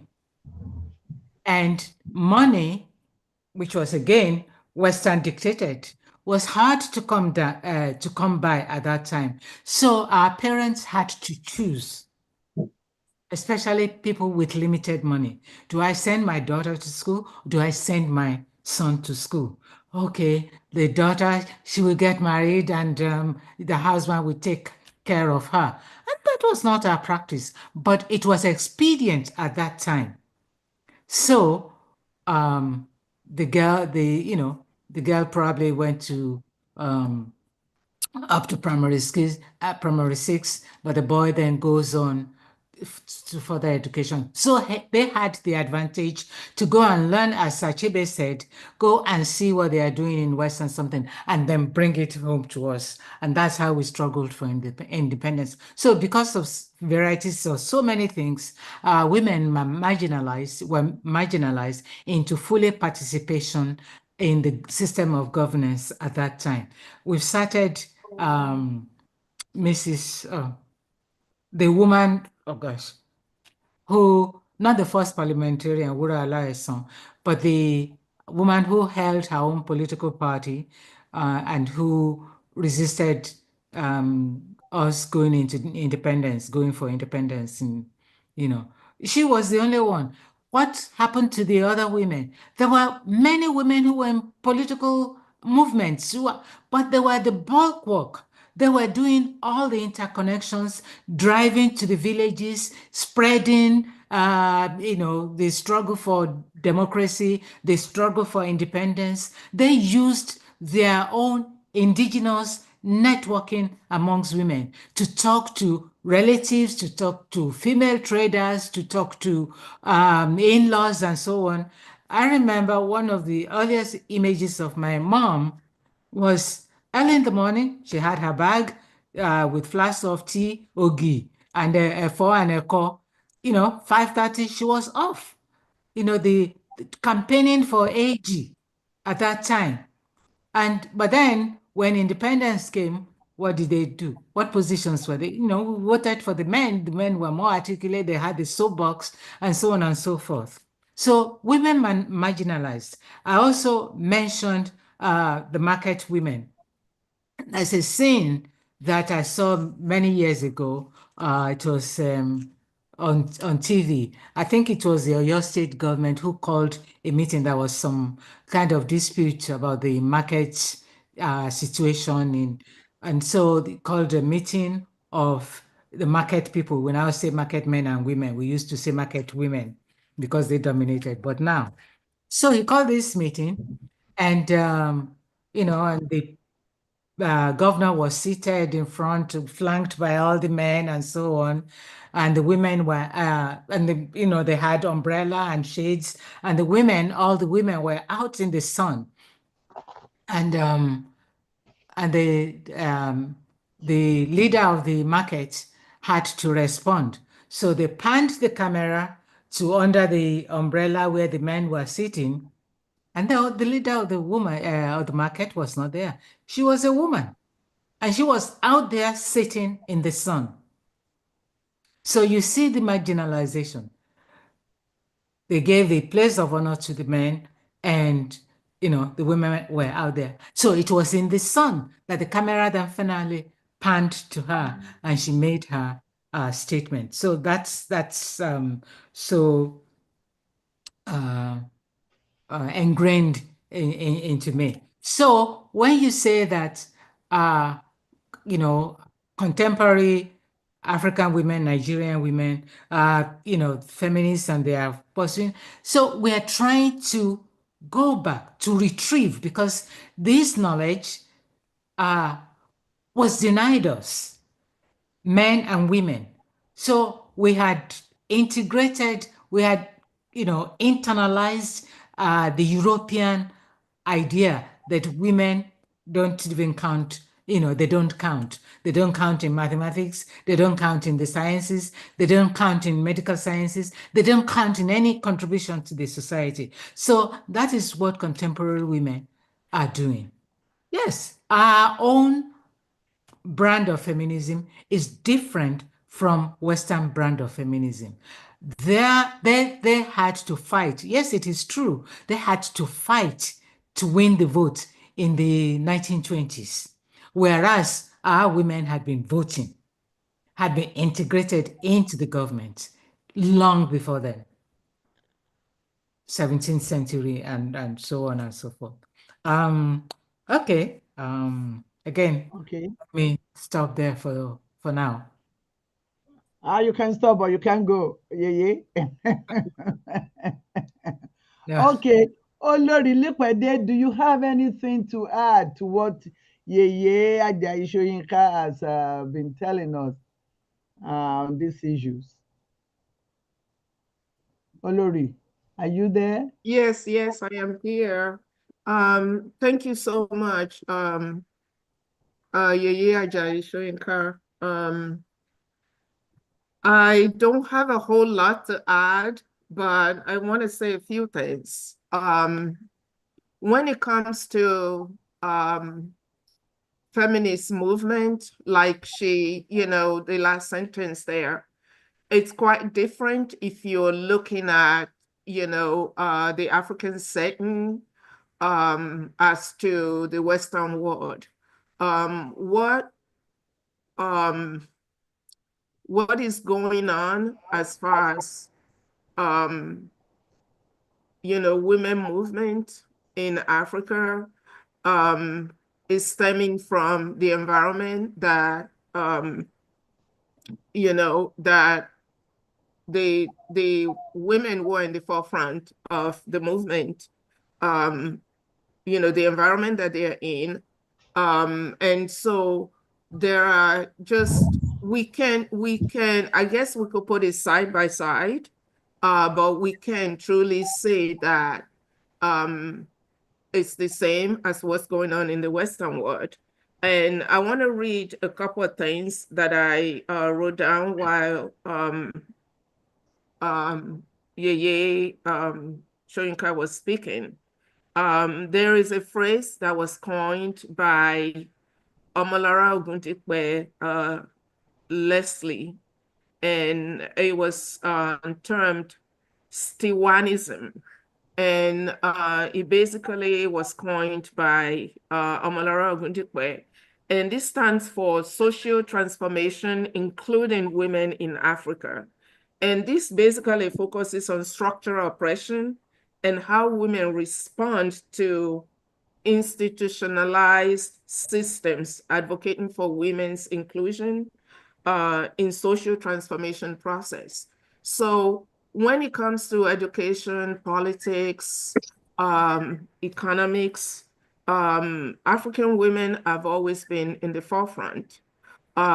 So I want to take us back to Maya Angelou's poem for a second. When you go through the content of that poetry, depending on your interpretation, yes, a woman is beautiful and pleasant to the eye, but that's not all that a woman is made of. Like, the doctor stated, when you are looking at the corpus callosum, which is, it's a, how can I put it? It's a bundle of nerve fibers that allow, your brain's left and right hemisphere to communicate, right? And so when you think about that and you think about a woman, you are looking at a being that is able to not only multitask on a very, very high level, but also able to handle a lot of stress while doing it, and also remain constant in how she delivers every aspect of her life or business or politics, depending on who we're dealing with. So what I want to say in conclusion is women are we're still evolving, even though we've been at it for a very, very long time. Today's woman definitely is different from women from the 16th, 19th century, and even the early 20th century. So as we continue to evolve,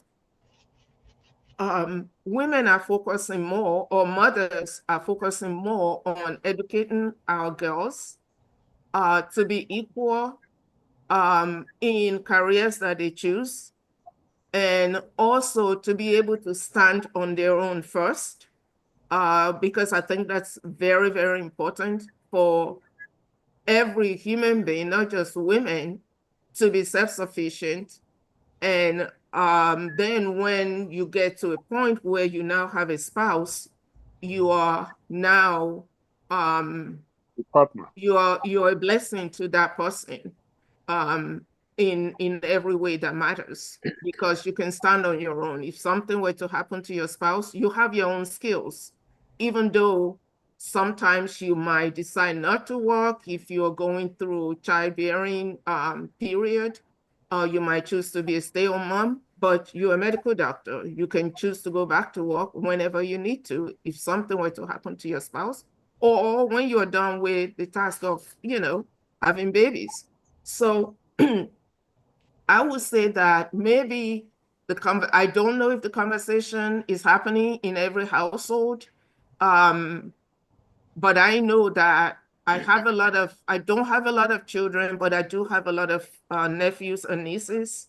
And one of the things that I try to do in my extended family is to advocate for the girls to have education and to choose professions that maybe women usually don't navigate, because then they will be maybe one of a kind in that area of in that field that they've chosen, and also to do the best that they can in whatever fields that they choose to pursue, and be the very best that they can be, and be able to stand on their own.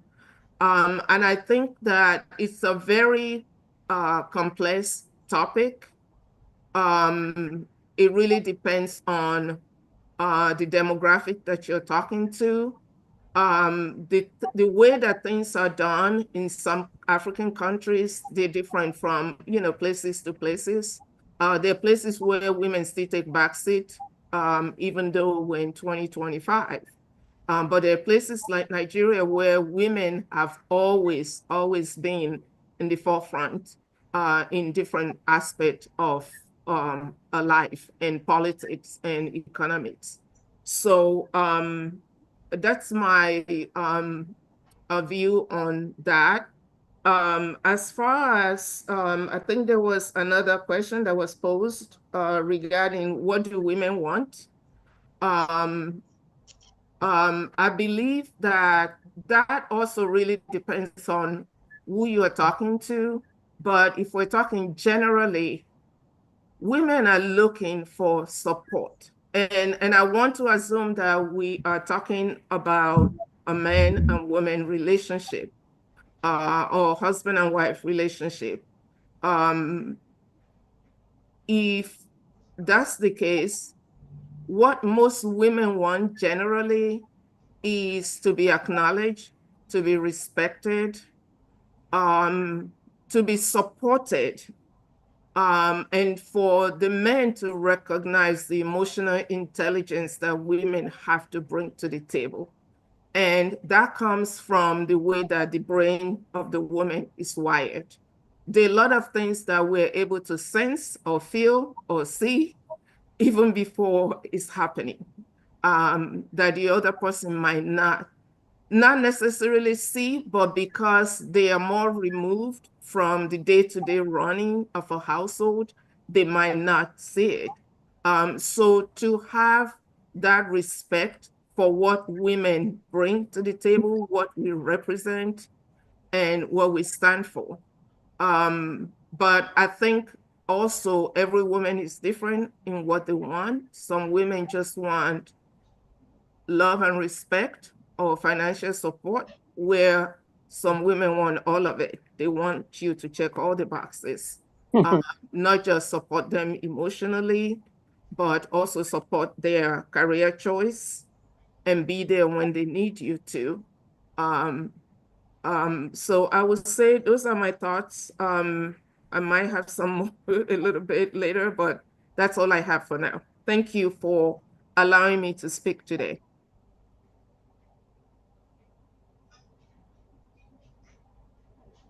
Olotu. Is she back from Gbọ̀ngàn? Well, Ọ̀túnba Oseni. Ọ̀túnba Oseni ti múná lọ o. Thank you, Olori. Thank you so much, Olori, for that. I'm very grateful. We have learned a lot from it, especially, from experience and the position of women on those important questions. Baba Biyoyefule. Yes, ma'am. Okay, please, can I call Prince Kalejaye first, then? Oh, sure, by all means. Yeah, I just wanted to make a quick comment, but I'll wait after the prince. Okay. Oh yeah, Ọmọọba Kalejaye.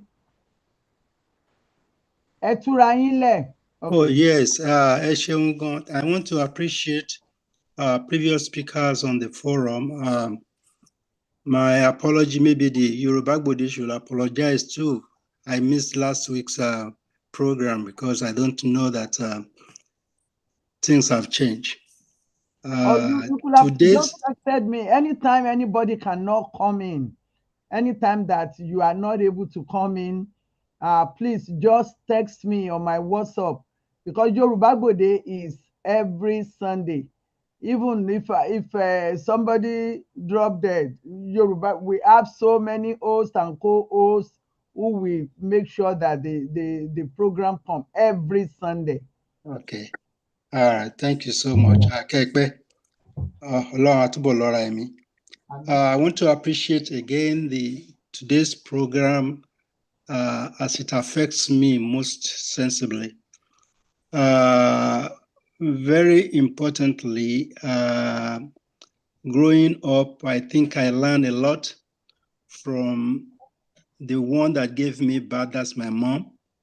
And I was using her experience to nurture my own marriage.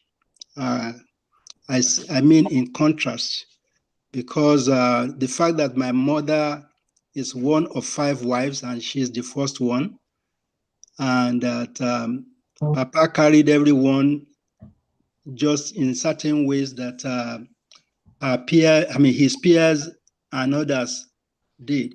And one thing that surprised me was the fact that I even have a friend, a colleague that is learned and educated like me, and still feel his own marriage will be like his parents, which I contended. To be married to a wife that is educated, I believe, is great for the family. And not only that, if your wife can work and also retain her profession, is profound to me. I recall I make sure my wife graduated in college together with my second son some years back. And not only did I ensure she went back to graduate school before any of my kids, she also completed her master's degree in public health, which was advantageous to me when I now went back to Nigeria to give back. If not for that, which I did, I wouldn't have had anyone to take care of the family when I left. And if there's anything that I am proud of while in Nigeria, is the fact that what I try to promote, which is youth development and women empowerment, started from home. That is, I've made it a charity thing because I did it first to my family, promote my wife's education, encourage my own children to work with me, they had their corporate American experience in my office. So if not for that, I don't think I would have been where I'm at. And thank goodness too that I have the support of family and friends for what I went home to do. At least I think I have a living witness of that on this platform. One of us that went back home during the time I'm talking about, that was year 2009, 2010, when things were really rough.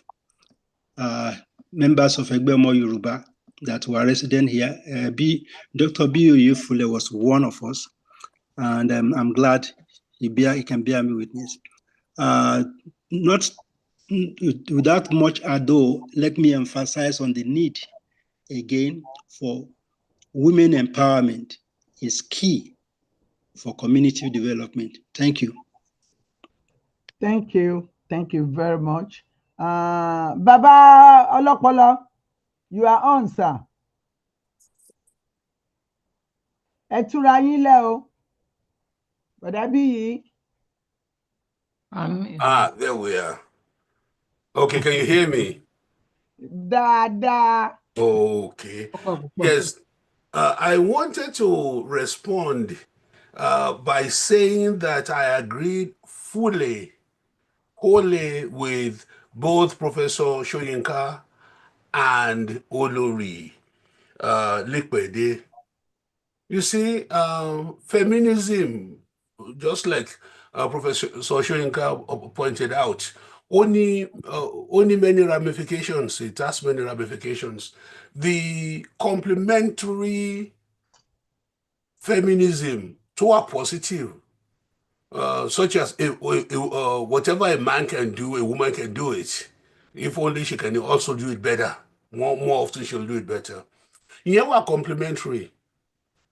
Overall, it will help the society evolve.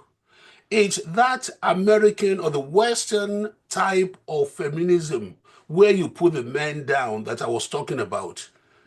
I wasn't talking about the type where a woman, by virtue of the unfortunate experiences she has had in the past or over the past generation or two, liberates herself, view herself as equal to any man. That's all. That one is what I'm trying to. I feel we all should encourage. Our women should engage in that. But that country, the contradictory one where you put the men down, and you see that that's very common in the Western world, especially among the lower class individuals in the Western world. That's the one I encourage we stay totally away from. So I just want to make that very clear. And we also should understand that marginalization of women in any way or form should be frowned upon, should be discouraged. Like I said, there's nothing a man can do which a woman cannot do. Well, who said whom there? I was just saying the converse is not true. There are things women can do that men can't do. You got it right, Prof. You can't get pregnant. You can't get pregnant, and you can't go to the labor ward to deliver beautiful babies. That's absolutely. Just wait and see what Bongo say he's doing. You'll be surprised. They deliver me, whether beautiful or not beautiful. No, I think Professor Shoyinka was saying something. I said, just wait and see what Bongo's AI will do. It's a matter of time. Thank you. So, Mofe, those are the things I wanted to say. So, men and women should complement each other and not be antagonistic against each other. Because when it comes to the game of, in that antagonistic game, a man will always lose. A man will always lose. Let's be very realistic. A woman can outthink a man of equal IQ. You get a man with an IQ, woman with a similar IQ, put them together, the woman will outthink that man. Easily, So, easily. yes, let's be very realistic. So, what scares men ni ngoti mo ń sọ yẹn. But if you go in a complimentary way, compliment the man, let the woman compliment the woman. So it will be better for our overall evolutionary process. And the main reason, team, what a man can do, a woman can do better, it's basically because of the architecture of the brain. A man's brain is not the same as a woman's brain. Well, let's be very realistic. A woman's brain is fused with estrogen over a lifetime. It has developed certain things that make it do things which a testosterone infused man's brain cannot do. Let's be very realistic. So let's complement each other. Let's move away from the antagonistic Western feminism, and we will have ourselves to we'll be happy with ourselves after that. Thank you. I have this question. Oh, okay, Olori, you want to say something? Yes, Olotu, thank you. So I wanted to piggyback off what the doctor just said, which is, traditionally the way that they used to conduct marriages in the early days, especially in Yoruba land, which is knowing the family that you're marrying into, having the conversation, and talking about before you actually physically have the marriage ceremony, having a meeting of the mind, so to speak. I think it's really important to know who are you marrying, and how do you fit? Do you fit like a puzzle? Is there a lot of gap in between that you have to bridge while you're working on the relationship? It's important for young people getting married today to know that you're on the same team. And what I mean by that is the husband and the wife are on the same team. It's not us versus them. So as long as the foundation is laid where you know that you're both on the same team, you are working towards a common goal, I think that any issues or problems that might occur or come up, you will be able to tackle. And if there's mutual respect, on both sides, especially when it comes to things that may not be clear to the ordinary eye when you're looking at it. And I'll give you an example. There's an older friend of mine, Mr. Jackson. Mr. Jackson's wife had passed, and we were talking on several occasions, and I noticed that if I said something or if other people said something, especially women, if Mr. Jackson doesn't agree with you, it doesn't say much. And so one day I said to him, I said, Mr. Jackson, how come you don't get into the argument when we're talking? And he said, well, if you have any sense as a man, you will never argue with a woman. Correct. And I said, why? He said, well, he was married for 28 years. He said, I never fought with my wife. I never argued with her, but she apologized to me more than I apologized to her. And so I told him to explain. And the explanation was, so what Mr. Jackson does is he was raised not to argue with women. He said to me, women are so intelligent that if a woman in the heat of the moment, you decide to argue with a woman, you will never win the argument. But if you pull back and you don't argue, if she's wrong, she will realize she was wrong later on, and she will come back and apologize to you.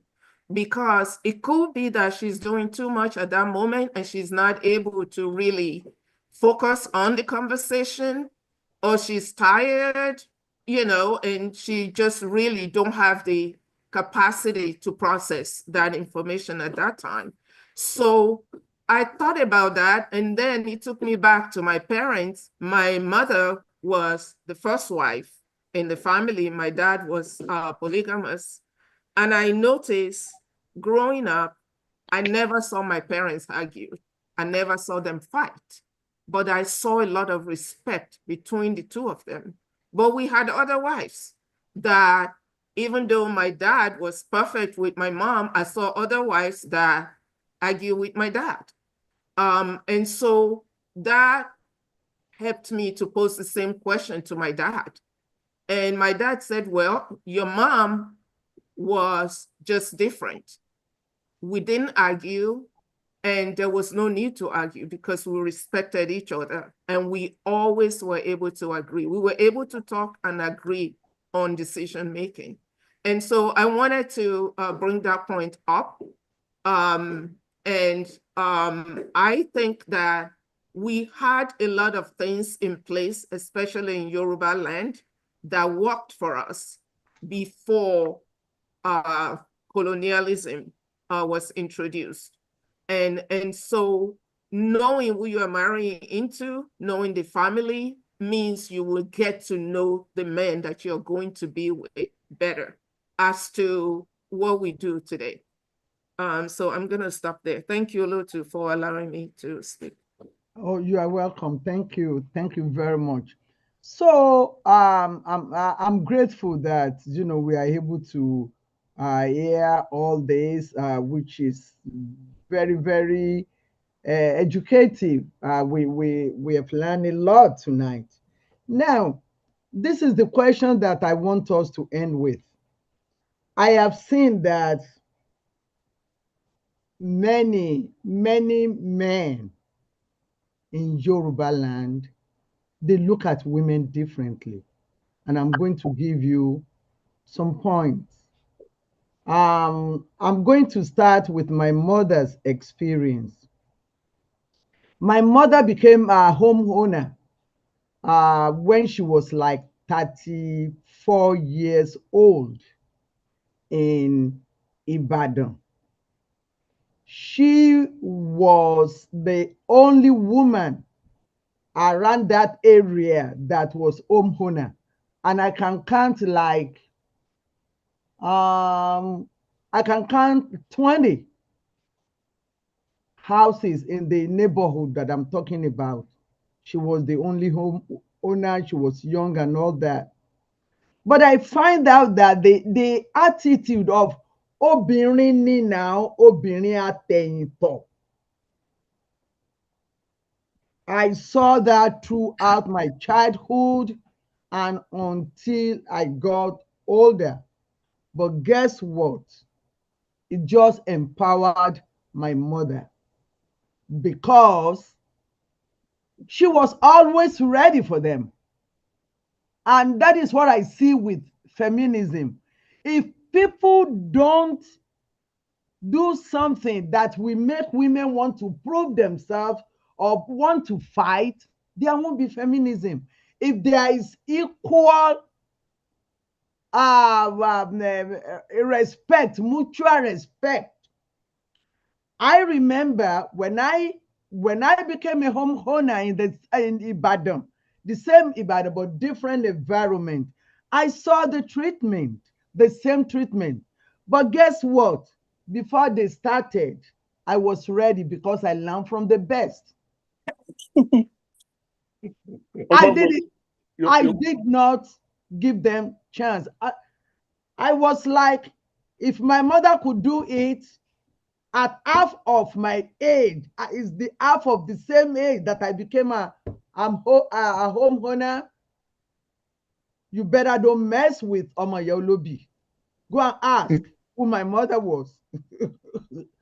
So why? Is there any way we can change that? Obìnrin àtẹ̀yìntọ̀, ṣé bóbìnrin ni obìnrin àtẹ̀yìntọ̀? It happens in the community, in the educated community too, unfortunately. What can we do? What kind of enlightenment should we be giving our men so that they will know kò sí bí ọ̀bọ ṣe ṣorí tí náà kí ò ṣe. Baba Adeboye, dókítà ọlọ́pọlọ, I'm not going to leave you unless this question is answered. Will answer a question here? She will answer. Yeah. My hands up. Okay. Look. Chapter what, sir? Kemi Olagun. You see, we have to look at the culture, the stage of the culture. We Yorubas had attained a higher culture prior to 1892, prior to the onslaught of our culture by the Europeans. Unfortunately, like Baba Adeboye always said, any lekulu lobe, and the man with the single man with that single gun becomes the majority. So not only did the colonialists become majority because of their firepower, we had to toe the line. So that and it brought our culture all the way back. But then we got in, we're there right now. To answer your question, how do we get out of it? We have to start from our children. In our cases now, our grandchildren. And so for some of us, our great-grandchildren. Unless we teach this young generation that the girl is not inferior to the boy, and the boy is not superior to the girl, it's most likely the outer culture will infuse the child, and there'll be a tendency to think of Obìnrin Agbẹ̀yìntọ̀. Atẹ̀yìntọ̀. Thank you, man. You see, so I think this is not going to happen overnight the way you want, Olotu. It's not going to happen. It will happen, there's no doubt, especially in Yoruba land. It will happen eventually, because that weak woman, really, there are not too many of them in Yoruba land, even if they're not educated.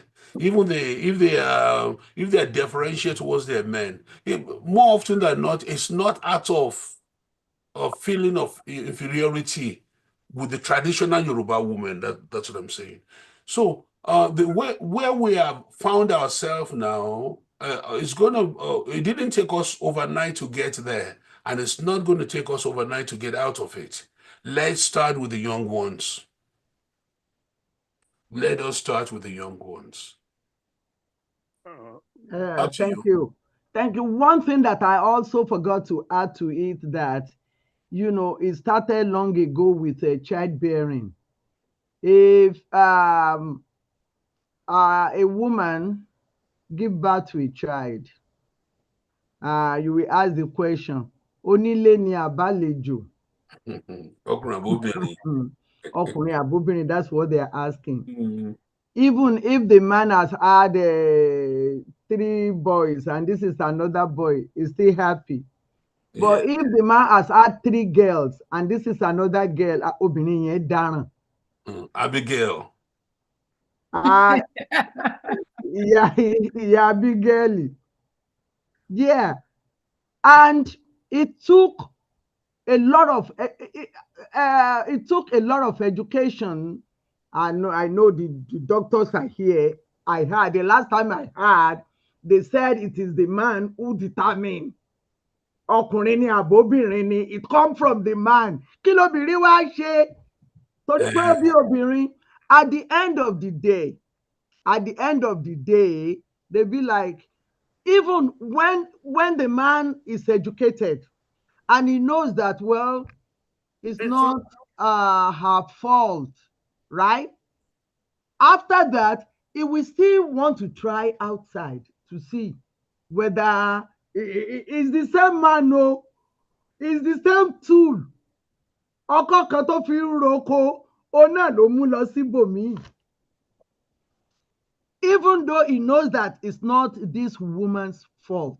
So that's where the katakata starts all over the world, even with education and no education. A sad story of a man, right? He had 4 boys. So after that, he got another sobele, little sorry woman. It happened at UCH Ibadan. So at that time, it was a long time ago. It would be about 20 before I came here.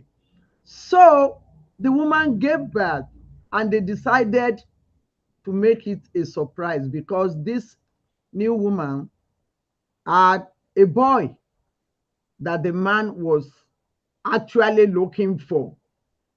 So they didn't tell him. He got to the hospital, and the nurses were, I said, ọkùnrin ní àpòpí, ẹ sọ fún mi, ẹ sọ fún mi. They told him, this man jumped up because he was so happy. And by the time they were going to pick him up, he was dead. Subhanallah. Ṣé ayọ̀, ṣé ó yẹ kí ayọ̀ pààyàn? That is how, I don't know, bí ọpọlọ wa ṣe ń ṣiṣẹ́ nìyẹn nípa obìnrin. Kí lobìnrin ṣe?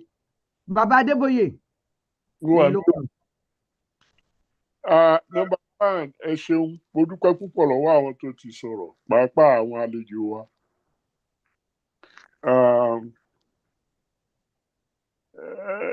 A journey of 1,000,000 miles starts with the first step. We have we will always have a journey of 1,000,000 miles, no matter what stage we are in, because our society must develop, must continue to develop, must continue to grow. But I don't want to apologize for what we have been, because I know some of what we have been. Ṣé rí láàrin àwọn Yorùbá kóyìnbó tó dé àti ìgbà tóyìnbó dé, àwàdà pọ̀. Ká máa ṣàwàdà, ká sọ pé, okay, I give you an example. Bàbá tó bí ìyá mi babaláwo ni. Jẹ̀gbọ́dọ̀ Ọ̀rúnmìlà. Ilé wa tọmọdé tàgbà tí wọ́n bá ní, tí màmá mi bá níbẹ̀, wọ́n á máa fi ṣe báyìí, wọ́n á máa kọrin. Èrù ní fáńfẹ́, Ifá òfò lẹ́kùn o, Ifá òfò lẹ́kùn. Ẹ mọ̀ fowó olè. Wọ́n á máa jó, wọ́n á máa, torí pé ilé onígbàgbọ́ ló ti lọ, àbí onígbàgbé ló ti lọ lọ́kọ. Òun náà bẹ́ẹ̀ fi wọ́n ṣe ẹ̀yẹ. Wọ́n á rẹ́rìn-ín, wọ́n á dẹ̀ jẹun. So nínú environment yẹn, yẹ̀yẹ́ mi wà tá a máa consider very rude nowadays, tó jẹ́ pé it was very acceptable there. Mo róbìnrin tó ń sọ pé obìnrin àtẹ̀yìntọ̀ tó ń dàbí ẹni tó ń tẹ́ńbẹ́lú obìnrin ẹgbẹ́ ẹ̀. So it's a cultural thing tí wọ́n ti gbà tí yóò dìjà. Tẹ́bá lè wọ ọkùnrin náà, táwọn obìnrin jókòó pọ̀ tọkùnrin á máa rẹ́rìn-ín tí a máa ṣe gbẹ̀. I don't want to confuse jokes or what Americans call joning. I don't want to confuse it with disrespect. Ẹ wo bàtà bá wá sí Yorùbá Gbòde, ẹ wo orúkọ yẹ̀yẹ́ tá a máa ń bára wa ṣe. Ẹnìkan wá láti Gbọ̀ngán, ẹnìkan wá láti Àwórì, ẹnìkan wá láti Ìjẹ̀bú, ẹnìkan wá. It's not a matter of resentment of those people. In fact, we are weekly any insult to bá wà nínú contextually, to bá wà nínú jokes here, because Yoruba are more united now culturally than when I was growing up. They were politically united when I was growing up. They are now culturally united because they don't care. It's no longer important. Yet, sorry, it's built into our disposition as a people. It's happy-go-lucky. We we are a very good example of very, very tropical people. So, however, we don't live in isolation. Tó bá jẹ́ pé nǹkan tí a gbà fúnra wa is being translated as insult lọ́dọ̀ àwọn ẹlòmíì, then we need to modify it. I'll give you an example. In Black America, boys will be talking to each other and talking to girls and saying, calling each other names. Oh, yeah. Come on here. That's my nigga. That's my nigga. Ìwọ jẹ́ kó òyìnbó pè ní nigga. Wọ́n á gun lọ́bẹ̀. Bọ̀bí dúró á pèrè àwọn ní nigga. Wọ́n á rẹ́rìn-ín pa àwọn aṣèkìlì kan. All of which is to say, àwọn nǹkan bí wà tí wọ́n tolerate láàrin ara wọn tí wọn ò ní tolerate from any other person. So, mo fẹ́ ká ròyìn mọ́ nǹkan tí à ń sọ. Now, finally, of biology.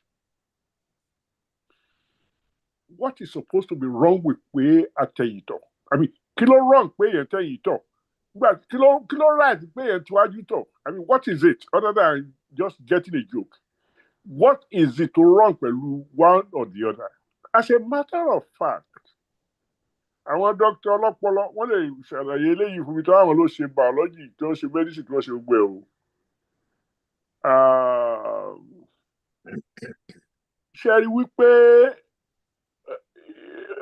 in that area midriff obìnrin wà comfortable jọkùnrin lọ. No allowance is made for atiwájú tọ̀ tí ò ní wá wearing tight jeans or trousers or whatever makes it very uncomfortable when you go from one position to another.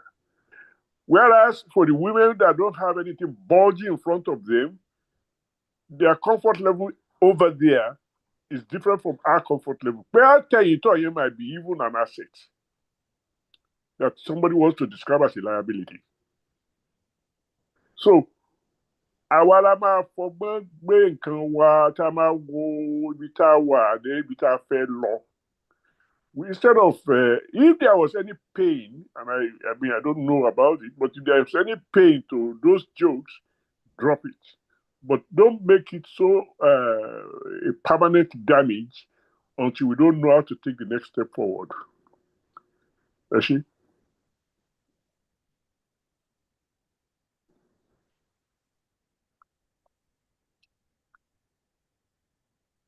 Ọ̀túnba Hussaini.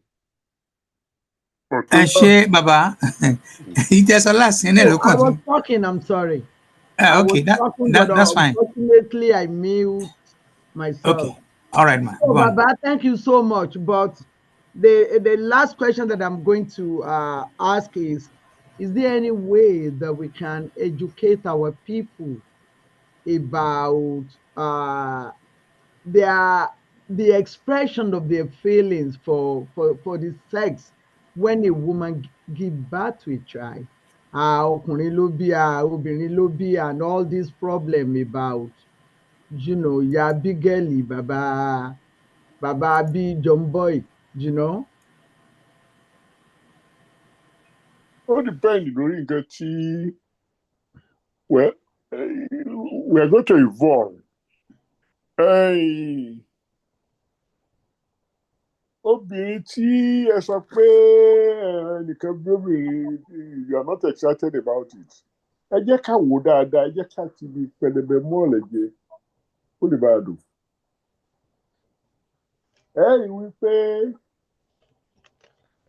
àwọn tí ó ń protect bàbá wọn jù in old age,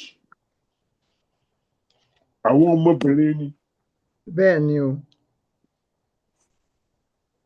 Don't protect bàbá wọn jù in old age. Ọkùnrin I mean, I'm not saying that should be permanent or anything like that. That's the practice now. The women are wired for sensitivity, intelligence.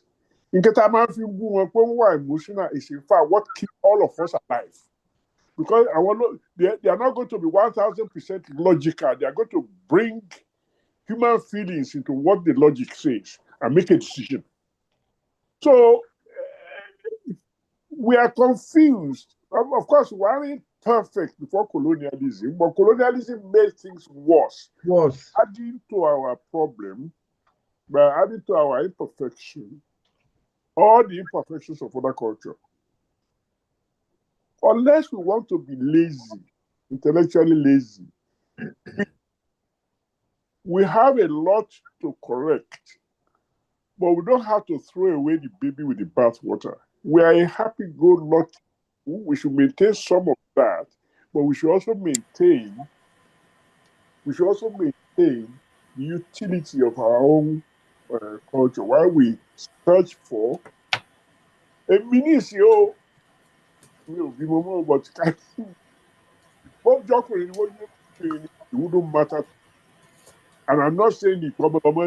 I know that each one of them is functional in his own way, but none of them should be sufficient to himself or herself. So everything will still end up with what? Cooperation and collaboration. Baba say never say never, sir. I don't travel to the Caribbean. That is below the belt. So Baba. Àwọn tí wọ́n lọ sí Caribbean kí wọ́n ṣọ́ra wọn. The Yoruba. There's some for Tumba. You're not talking about Tumba at all. No.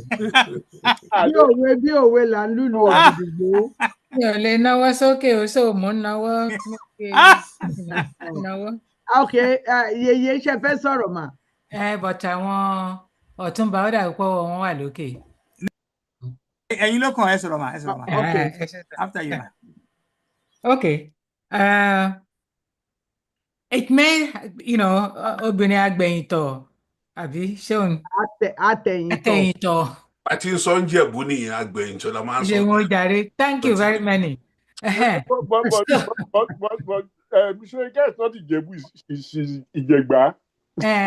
Àti Ìjẹ̀gbá àti Ìjẹ̀bú all together.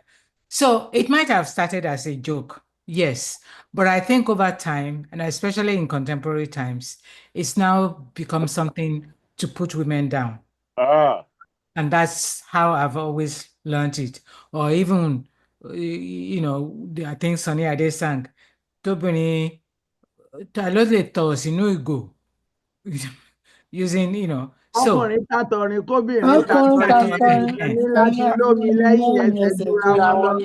Yes. So I just wanted to make that comment. Oh, I'm not been. But the point is made. Yes. And on a larger scale, I think power is very difficult to give up. You seldom give up power willingly. And in fact, we have the enablers of power, to their detriment. I have a friend who, and I would say screams at the top of her voice about women's movement, women's liberation, women's independence, and so on. Okay? But then when it comes to practice, and I was so disappointed because I thought, oh, she is so up there in there, when it comes to women's independence and women's struggles. And then she told me one day, she says, oh, my son said that, if he's interested in a girl, he will first send her to her mom to learn how to cook. So, and I was waiting for the other shoe to drop. And it didn't drop. So I said, and so what did you say? Oh, I said, it's okay. I said, what do you mean it's okay? Why don't you teach your son how to cook? Thank you. So that he can, teach, or the girl, or they can learn from each other. Or he can cook. He can cook. cook. Well, if he learns how to, and that's the thing. I remember when we were growing up, and that's how my upbringing. I would see in the neighborhood, boys, especially around time to prepare food, they'll be playing soccer, they'll be playing, just run, and the girls will be at home slaving away in the kitchen. And this is so we need to practice what we want. So yes, it starts from home. What are we teaching our girls? What are we teaching our boys? Whatever it is, we need to take both of them along. So if the girl is all the time in the kitchen, she will think that's how it's supposed to be. And so when the boy goes out to play soccer and to do some other things that are not conducive to a good home background, she will just swallow it. And that's how she's going to teach her children. So yes, it starts from there, but we need to practice what we teach, especially those of us who are aware and who want women to be respected, to be equal contributor to their community in whatever they are capable of doing. Okay. Ta ló mọ Washington, ẹni tó bá mọ Washington DC, Baltimore Washington DC dáadáa àti Virginia, á mọ nǹkan tí mo fẹ́ sọ yìí o.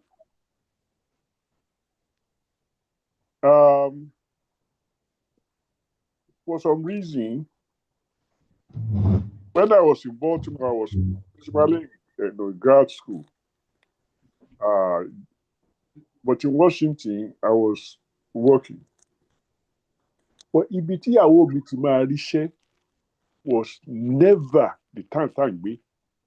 When we were living in Baltimore, she was in Howard County,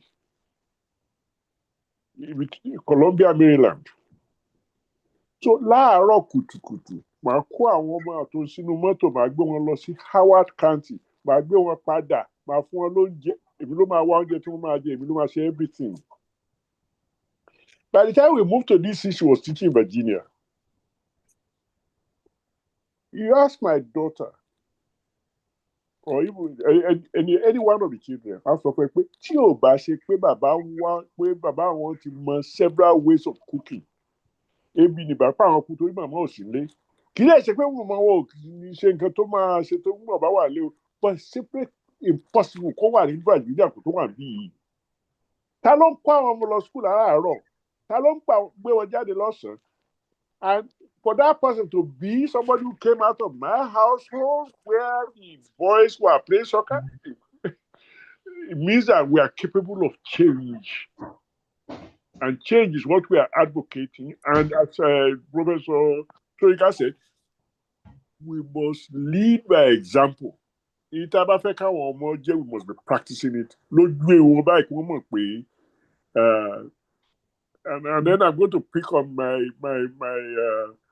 most important girlfriend, my mother. She came here and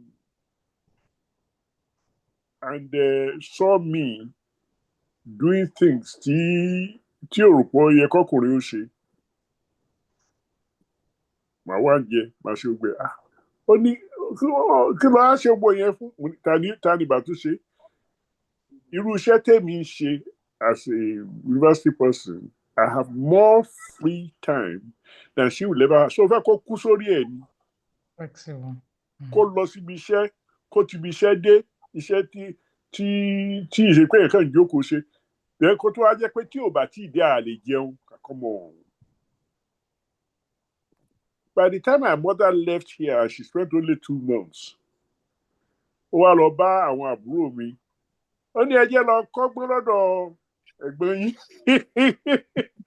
Ó tó bá rí tó wá ń jẹ tó ṣe gbẹ, èmi ò lè pọ́nmọ́ kankan tí àwọn tó dé and so and so forth. She learned fast enough to go and preach it in Gbọ̀ngán, and that's a woman that never went to school.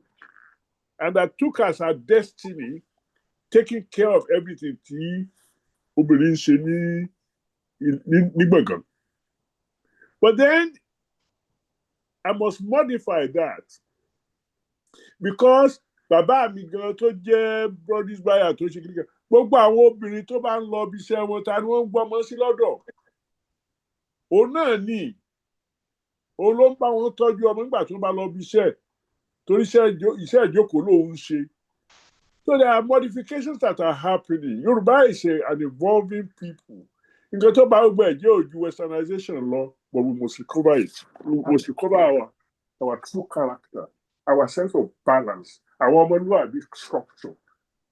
Our tí ò bá fẹ́ kẹ́ni tó ṣe ẹ mọ́ ṣiṣẹ́ lómi. That's fundamental.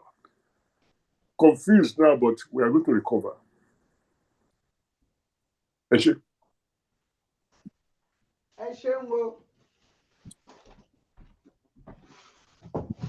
Tó ẹ ṣeun bàbá tó àti ná gbàrà àti ná gbòòrò àti dé ẹsẹ̀ kùkú kódà a tún tọ ọ̀nà tó jìn lórí ètò yìí. We've been everywhere. We thank Almighty God that we are able to do this. I want to take this opportunity to thank people who have helped us recently in getting donation. I want to say a big thank you to Ọmọọba Adéwálé, Iná ò ní tán Olókun, and other people that have helped when Baba Oseni started this launching. Oh, Baba Oseni, are you still raising up your hands to talk, or it was the old hand? New mo kàn fẹ́ dúpẹ́ lọ́wọ́ àwọn mẹ́ńtọ̀ mi ní pé wọ́n ṣe dá mi lóhùn torí mo ní ní tó jẹ́ kí n fẹ́ sọ̀rọ̀ ní pé Adéyínká Oyèkán ìgbà tó máa ń fayé ilẹ̀. Kí ló dé tẹ̀sẹ̀ sọ lé ìbò ṣe bẹ́ẹ̀ bọ́ ẹ ti sọ ìbò lónìí? Okay, that's true. Okay, but let me leave it to the other time. No, please go ahead. Whether you want to say it in Yoruba, it doesn't matter. Just go ahead. Ọmọọba Oyèkán. I quickly want to touch on two areas. The issue of obìnrin gbẹ̀yìn tó obìnrin. Ẹ rí pé it's common among àwọn illiterates, Yoruba people. You hardly find any refined, educated, matured Yoruba person tó kàn máa lanu gbòòlà bẹ́ẹ̀ tó máa fẹ́ máa bú obìnrin. Well, fine. Abala yìí, but then again, it's only common láàrin àwọn street guys, àwọn tí wọn gbọ́n. Yes, àyèmọ́yé ìgbà ni obìnrin máa ń bí ọkùnrin nú, but that is none of the common phrase tí àwọn tí wọ́n lè kọ́ tán lè kà tán máa fi bú obìnrin. So I want to take that. I want to say that is not àwọn màmá wa tó wà níbi ẹ má bínú torí ẹ rí i pé Hollywood tán bá sọ kàn lè ta sí obìnrin tó lè kọ́ tó lè kà lára ni. No ọkùnrin will directly say to any of you here. So now eléyìí, this is about when I say never, my great mentor, I only remember that late Ọba Adéyínká Oyèkán, when he was living, he still at 98, he still living about a 6-year-old boy. So, and ìyẹn ni mo kàn sọ fẹ́ sọ fún bàbá. Ṣé pé ó bímọ at 98, Ọlọ́run ní jẹ́ kí bàbá wo bímọ dìdìrín báwọn. No, ìgbà tí wọ́n no ní 98 ìgbà tí wọ́n kú ọmọ 12 years kan, ọmọ 6 or 12 years kan wà ń lẹ́ṣà. So ìyẹn ni. So ọmọ 12 years.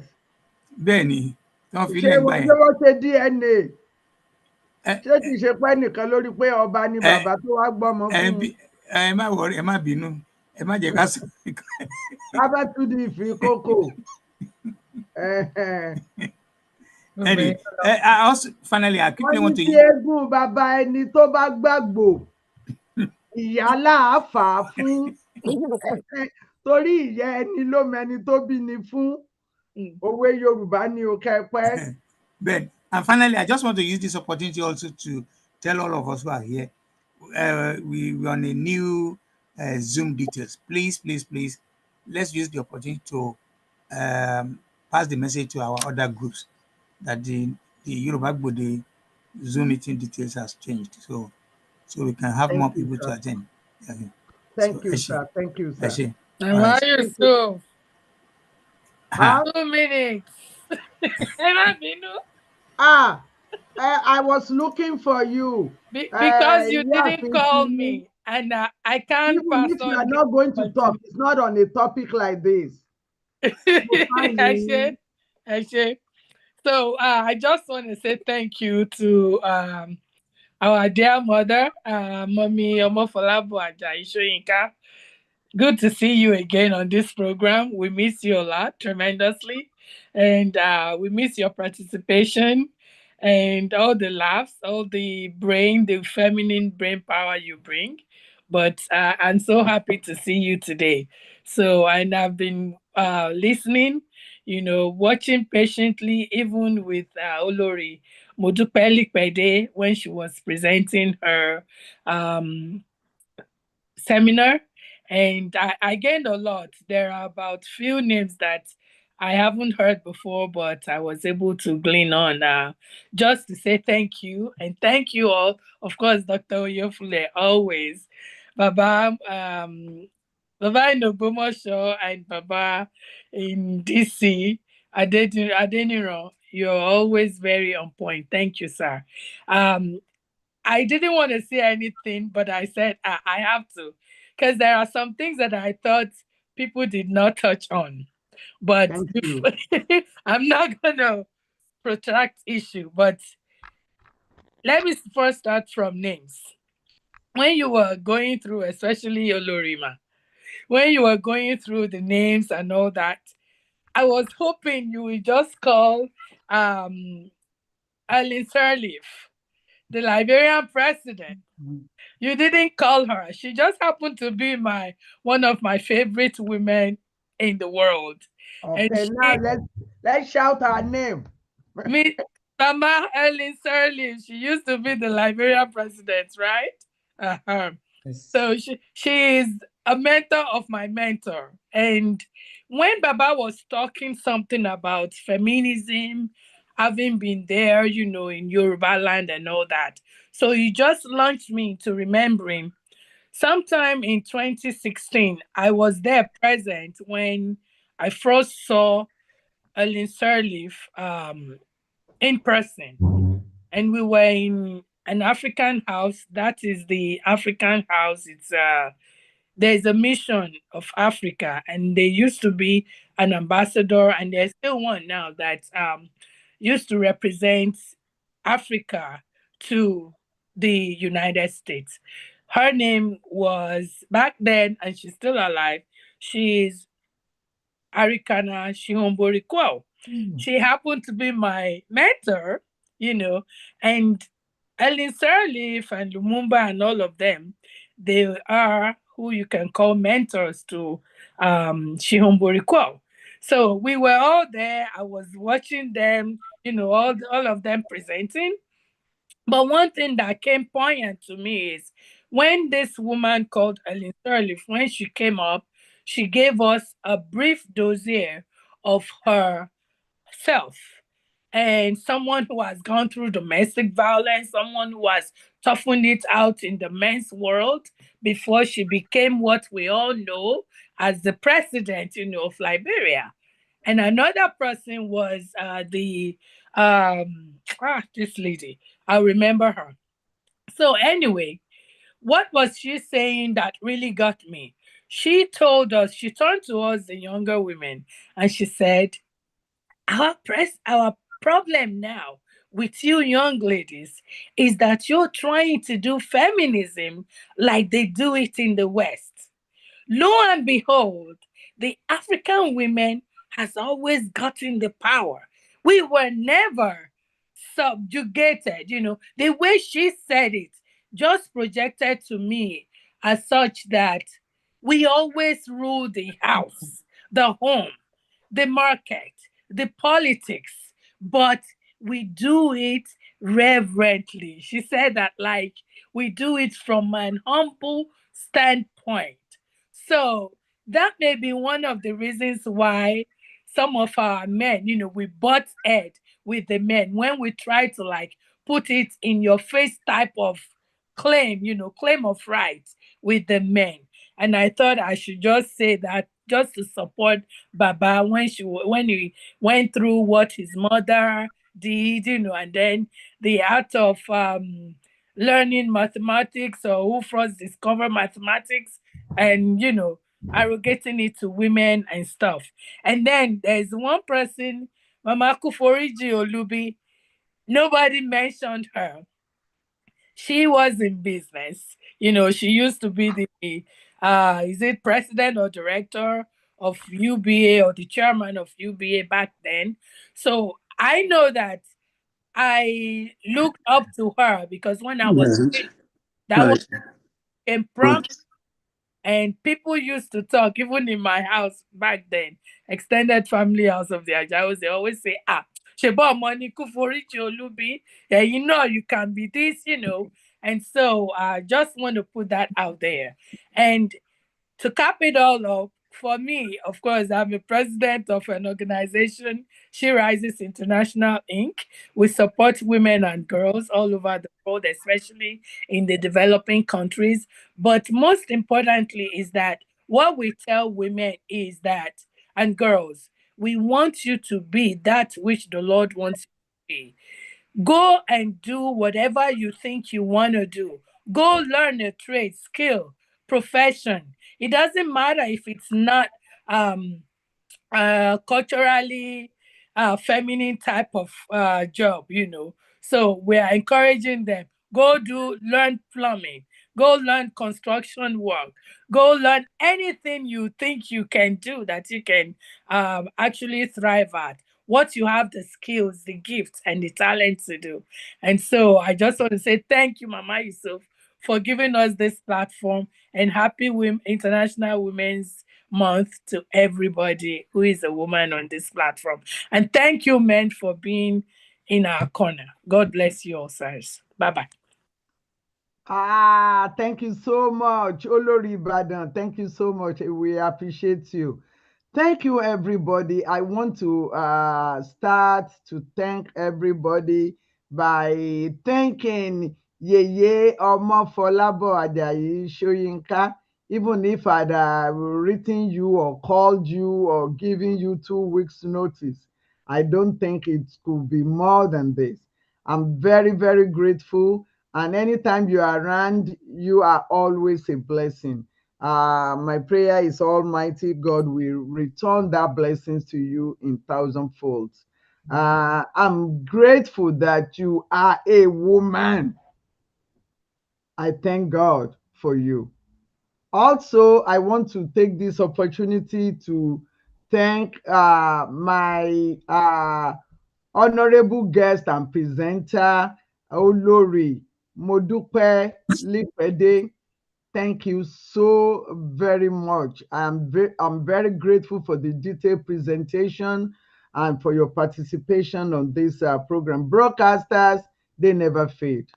Broadcasters are always broadcasters at any time. May your wisdom continue to grow as you grow. Thank you so much, man. My amoye, starting from my Baba, Baba Adeniran Adeboye Onílọ̀kọ̀ Marelu. Thank you so much, Baba. Pẹ́, yá, rà, ní kú láíláí. Thank you so much for always being there for Yoruba Gbode. Baba is the type of person that I will say, àwọn ni ọ̀ràn mọ níṣẹ́ fàyàtì. Yeah. I remember Baba would never let me rest or sleep when we're talking about this Yoruba. So Baba is getting a taste of his own medicine in Yoruba Gbode. Baba Eshe, thank you so very, very much. Modupe, I'm very grateful to Baba ní Canada, Baba l'Ógbómọ̀ṣọ́, Yẹ̀rú Ọ̀kín Ọlọ́fàmọjọ. Thank you, Baba, so much for always being there for Yoruba Gbode ànífi ẹlòmíì ṣe yín. Then dókítà ọlọ́pọlọ ẹ̀gbọ́n mi àtàtà, bàbá ní Àgémowó àti ní Ìjẹ̀bú-Igbó. Thank you so much for always being there for Yoruba Gbode. I'm taking this opportunity. Please help us. We want to develop. We want to grow. We want to do more than what we are doing on Yoruba Gbode, because we are benefiting from it. I am benefiting from it. I learn every day. Every Sunday when we finish Yoruba Gbode, I look up, I say, thank you, God. I look at my back. I'm grateful for the people who are behind me. Thank you so very, very much. We will have Yoruba Gbode every day, but please chip in. For people who have really given us thorough kobo, I'm very, very grateful. Ọ̀dà owó awolókun àbobìnrin rẹ̀ ọmọ wọn òkè dèrò bí ọ̀dà owó ti ń dá mi bẹ́ẹ̀ ni àbò mi ń bò mí. Adé á fún Ọ̀rúnmìlà ńjọ́ tí ò rí ọ̀kan àyọ́ná. Thank you for your donation. Thank you for your love. Please broadcast Yoruba Gbode all the time. I'm grateful to Ìyáàfin Tinuade, our honorable and noble Olórí Ìbàdàn. Thank you. Thank you so much. Ẹ̀yin kò yẹ kó gbó, those of you are always there. Bàbá Òsénì Adélé Olóòtú, I am grateful. Bàbá Kalẹ̀jáyé, Bàbá Wọlé Òní, gbogbo ẹ̀yin pátá that ẹ kì í fi Yorùbá Gbode ṣeré. I'm very grateful. By the grace of God, we are going to meet next week. Bí ẹlẹ́mìí ò bá gbà, like I always say, we are going to come back next week with some educative, some fantastic programming by the grace of God. I'm yours sincerely, Shola Yusuf. Ẹni tó fúnni lówó kò fẹ́ kébi ó pa ni, ẹni tó fúnni nímọ̀ kò fẹ́ ká rìn lókun ẹni mọ̀. Mo dúpẹ́ lọ́wọ́ yèyé mi ò torí pé òun ló fún mi ní ọmọ tí ò fẹ́ kí n jẹ àjẹrun bí iṣu. Àtúnwá ẹ̀dùn ló kọ́ mi láti àmújèrè àṣà. Ire ní mògùn ará àlágbẹ̀dẹ. Ọmọ awórin túnirọ, ọmọ bí ò sí onírè àròkọ, bí ò sí onírè àyẹ̀nà, bí ò sí onírè àti gódóńgbò ẹrú síwájú yèyé mi. Ọmọ bíbí onírè ní rọ̀bẹ, ìwọ̀fà onírè ní ràdá. Ẹ̀mú ṣékélé ni wọ́n rọ ní tèmi nílé Olúmọ kí n ṣàgàdá ń lọ bẹ́ẹ̀ rè. Lọ́jọ́ tí ọ̀bẹ di èjì ló dọ̀ wọ́n gógó ọmọ èjì gbọ́jọ́.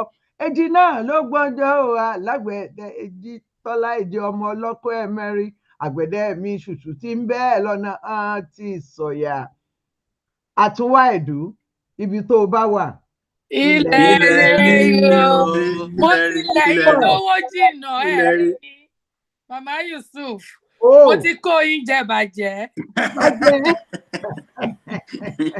Bí Indomie. Ẹ mú mi lé lórí, ẹ fọkàn balẹ̀. Ọlọ́run ní padà lẹ́yìn ẹ̀yin àtẹ̀mí náà. Amen. Ẹ kú ògbẹ o, ẹ jẹ́ lọ sínú o. Ògùrọ̀ awẹ́ ni ẹ mú. Ẹ ṣeun o. Ire o. Ire ó di kàn. Ó di kàn bí èkó fẹnu ọkàn sọlẹ̀. A tún pàdé lọ́jọ́ mẹ́jọ. Èmi ò ní kú, ẹ̀yin náà ò ní kú, ká tún ríra wa láyọ̀ láyọ̀. Ẹ ṣeun gan. Thank you, Olórí. Ó dàbọ̀.